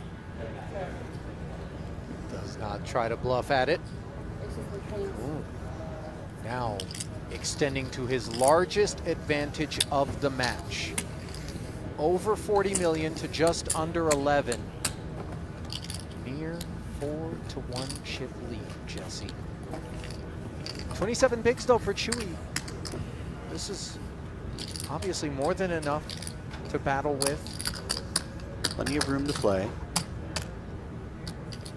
Certainly needs some things to go a little better for him. It's weird, when Jason stacks chips, when he wins big pots, he has this vibe about him. Like he feels that it's inevitable that he wins the tournament. I can't really describe it, but I just get that general aura. Yeah, I know exactly what you're talking about. But, you know, in spite of that, he isn't someone who gets ahead of himself. No, You know, I he's think not that's part of it, though. Yeah. Yeah. He's responsible about it. It's a good word. I like that. Responsible about it. Benson takes it here. Once more, the pot is delivered to Koon.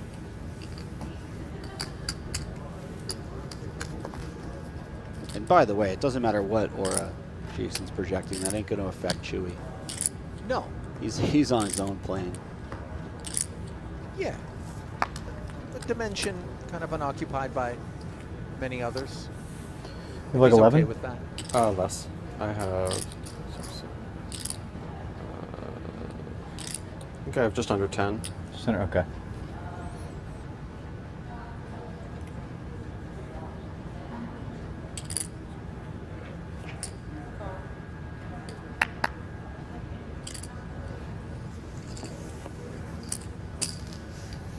Chewy limping again with the ace-queen offsuit. This time will not get his opponent to raise. 10-7. Overs. Plus the Broadway gutter versus just a gut shot. For Jason. Quickly goes check, check. It doesn't change a thing. This gets interesting on later streets, potentially.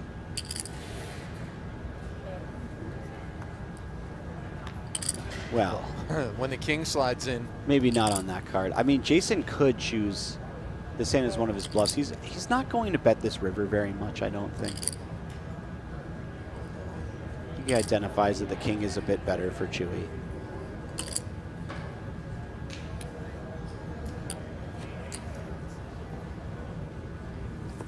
To simply check fold to the 600K as Chewy bets the nuts. Takes it down. Jason might also feel like Chewy is going to be heavily weighted towards hands that have some strong showdown value when he checks back on the flop in the turn. So he may be somewhat uninterested.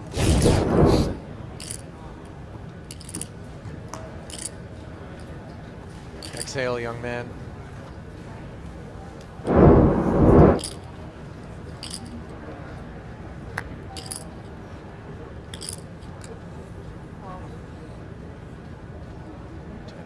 Limps, couple of nines here for Chewy.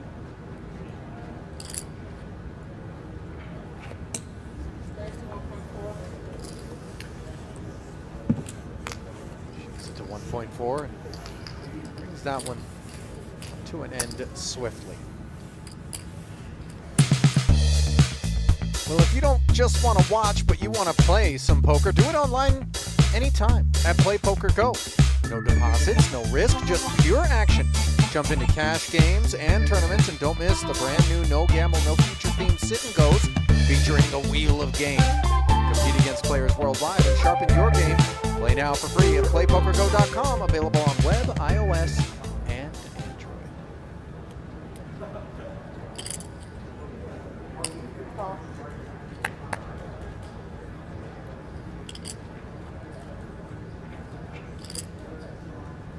Koon with the ace-10 suited, he'll be raising. Depending on size, Chewy may defend. Nope, lets it go.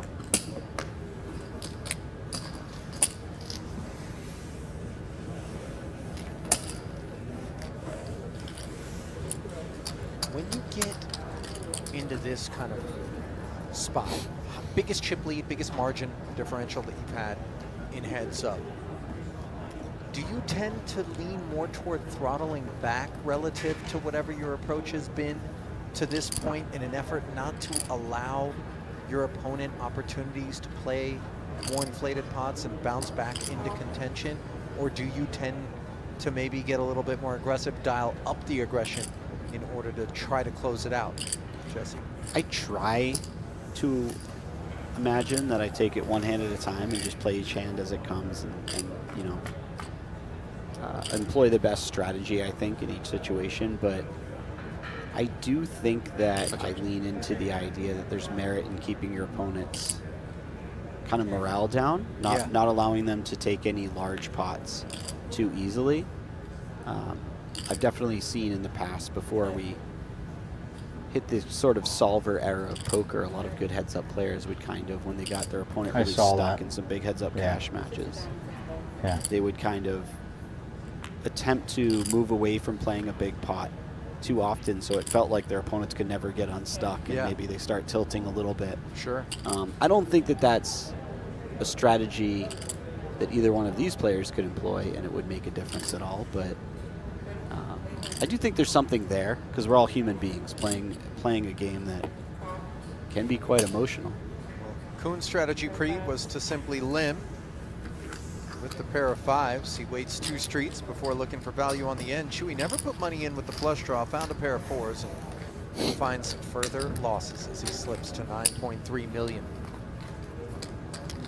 What about you? Do you go pedal to the metal once you have the chip lead, or what? I never have the chip lead, Jesse. I've not developed a strategy for something I don't enjoy. You know, do you think I was playing till 9:30 in the morning because I had heaps in front of me? I was getting my teeth kicked in, my friend. Nobody ever stays up till 9 a.m. because they're up. I'll tell you what, there have been some games where I was up and I, you know, but fewer and further between. Can't do it like I used to, man. Although it wasn't that many summers ago, I put in the old 40-hour come straight into the booth deal. 38 hours, I think it was. That's some sick stuff, Ollie. Real sick. Ace King 7 with players with a flush draw. Chewy's comes with the added benefit of a pair of 7s. Another limped one pre. And both of them make that flush on the turn. Edge Jason. Chewy dead. He's going to start betting right away.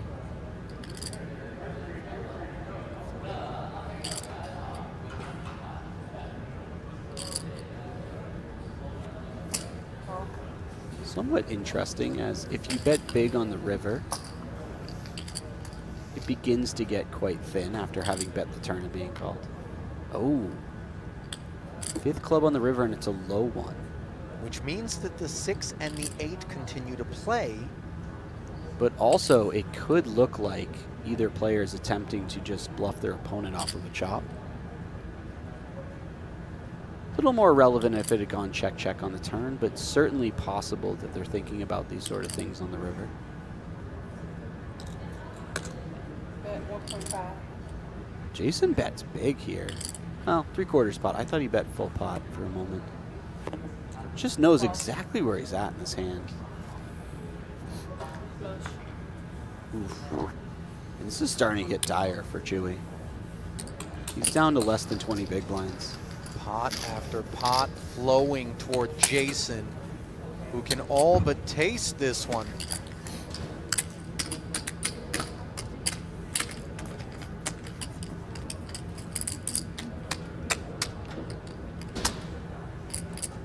Bracelet number 2. Not far from this moment. So look at the tournament summary brought to you by Oats Overnight. Winning is easier with 20 grams of protein. Please shake responsibly. See, I confess I'm not a Oats Overnight consumer, although my dear friend from a long time ago, Thomas Keller, is involved in the company. Thunder Keller used to play poker. Yeah. Actually played his first hand of poker a couple of nights ago in like 7 years. And Brian Tate, of course, a prolific poker player himself, the founder of that company, which is a 9-figure valuation. No way. Oh, yeah. Meanwhile, fives and deuces. The value of Chewy's holding on this turn. Just queen high for Koon. That is 800. Chewy just leading right at it, by the way. Yeah, that was a different look. Yeah, no fear of the check back deuce or ace. I returned to the Oats overnight discussion briefly, Jesse, so as to allude to something that the first few times I had to read that promo, I expressed some discomfort with, and I maintain that discomfort. It's the please shake responsibly part. On the heels of talking 20 grams of protein, there's something I can't quite wrap my hand around it, but uncomfortable. Jesse, about you know, if Heads up Brian against and a fine Thomas gentleman like yourself under these heat lamps is no joke. want to tap me, you know, Yeah. maybe to retool. It's been a thirsty affair. Let me say that again. Rework Sure that has been. particular promo, which is sort of replete with. Anyway, you know, it's not just me, is it, Jesse? What are you getting at here, Ollie? Please shake That's 6 ounce responsibly. here, how much is it? I think those are wise words that we could all Yeah. take to heart, you know, every now and then. You think irresponsible shaking of your oats? Yeah. 7.4. Aren't oats things that are sown, by the way? I mean, again, so many levels. Maybe they did it on purpose. I don't know. Maybe this is designed to test my maturity. Thirsty affair. And I failed. 9-4 Trey Rainbow. Check. Pair for Koon. Toss Check. for Chewy. I mean, to be fair, they did not set you up for success in that scenario. You know? Well, the deck set Jason up to win more chips. Oh my goodness. Kings up. Finds the second check as well. True, the 8 deuce, he might, no, he's going to bet here. I was going to say, this might be a double check, bluff the river sort of hand. And you know, not that I'm assigning some misplaced sense of urgency to be percolating beneath the surface for Chewy, but he's cognizant of the fact that the erosion of his stack has been wicked and consistent, and he must fight for some pot, any pot. Absolutely. So the 800. By the way, Bet and called.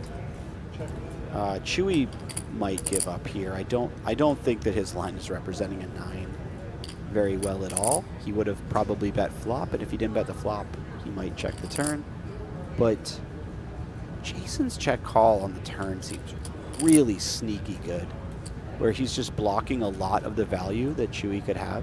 This is a nasty river for him to be faced with. It hurts so bad. Oh, Chewy goes. Oh, Chewy just bets 2. Yeah, Jason's not folding. We're going to be all in. Call.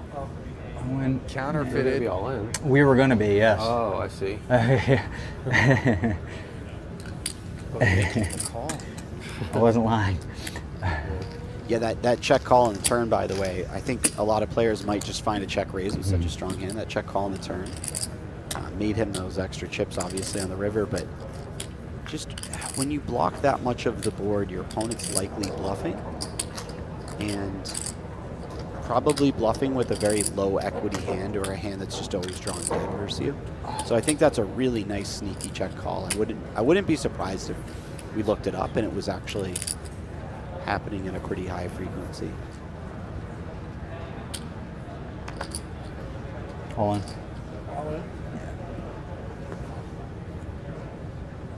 Jam from Koon as he now begins to sense an opportunity.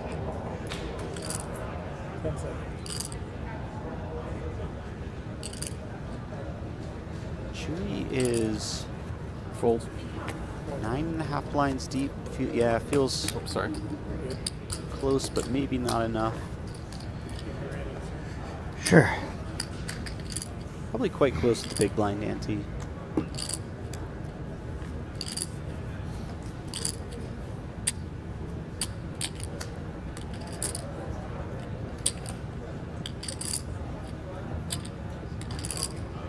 Well, there's Jason's wife, Bianca, looking on here. Something that she's had the opportunity to enjoy on so many occasions. Victory for her man. That is a sweet hat she was wearing, by the way. World Series of Art Poker. Jonas Voigt, a friend of My God. Jason Koon, responsible for that good and on it. responsible for this call. King Queen for Jason. Chewy with the ace 10. 3-2 favorite. I'm sweating, bro.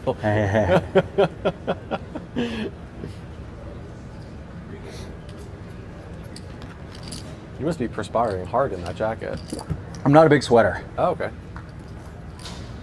Chewy's brother Steven looking on along with Bianca at the King Jack Deuce board, which puts Koon in A little front. bit for everybody. You need lady luck. Kings and queens. Don't hit me with it. Can you feel it? Like, what's his? Were you there at the table? No, Like, can you feel you it? told me. Exact same flop. Hearts and all? Oh, yeah, I think so. Yeah. Oh, wait, gutter for Chewy. It doesn't come in on the turn.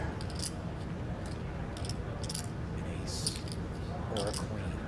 That's what Chewy needs to keep this fight going. Anything else? And it's bracelet number 2 for Jason Koon. Take a bow, sir. Congrats, bro. Love you, man. Yeah. Wow. Congrats. That just felt like such a great. clean, Thanks, bro. Thank you. Yeah. Bro. clean heads-up match for Jason. Whole life committed to it. I don't get to play many heads up anymore, so I just play. You know, I respect it. It's like more for my soul. It's not like a. Totally. I Yeah. get it. Yeah. You made good folds. Did I? Yeah. I had a wheel, and the other one I had a king with a really bad side card. Yeah. I had ace-high flushes on both occasions. I was like, all right. So who would have thought your cards when they don't match the board? Somebody else has something pretty good sometimes. Yeah. Thank you. Thank you. Thank you. Second place in the end. All Yeah. that Chewy could muster. $1.3 million as he is denied the hardware. And Jason Alrighty. Koon, he's going to be able to adorn both wrists now as number 2 brings with it $1.9 million plus. Final results here brought to you by PokerStars. In this 171 entry event with just 26 were fortunate enough to cash. How about it? What a performance from Jason Koon. Jesse, dare I say he made it look easy. I mean, I hate saying it because Chewy played so well as well, but it's just, God, this Jason Koon guy is good at poker. You know? Sounds like an oversimplification, but how better can we express the reality that Jason Koon is a Hall of Famer in the making? He ain't anywhere near done yet. Taking no prisoners and taking down event number 32. Time for a date with our very own Jeff Platt, who has wrangled the champ. Let's send it down to the floor for his thoughts.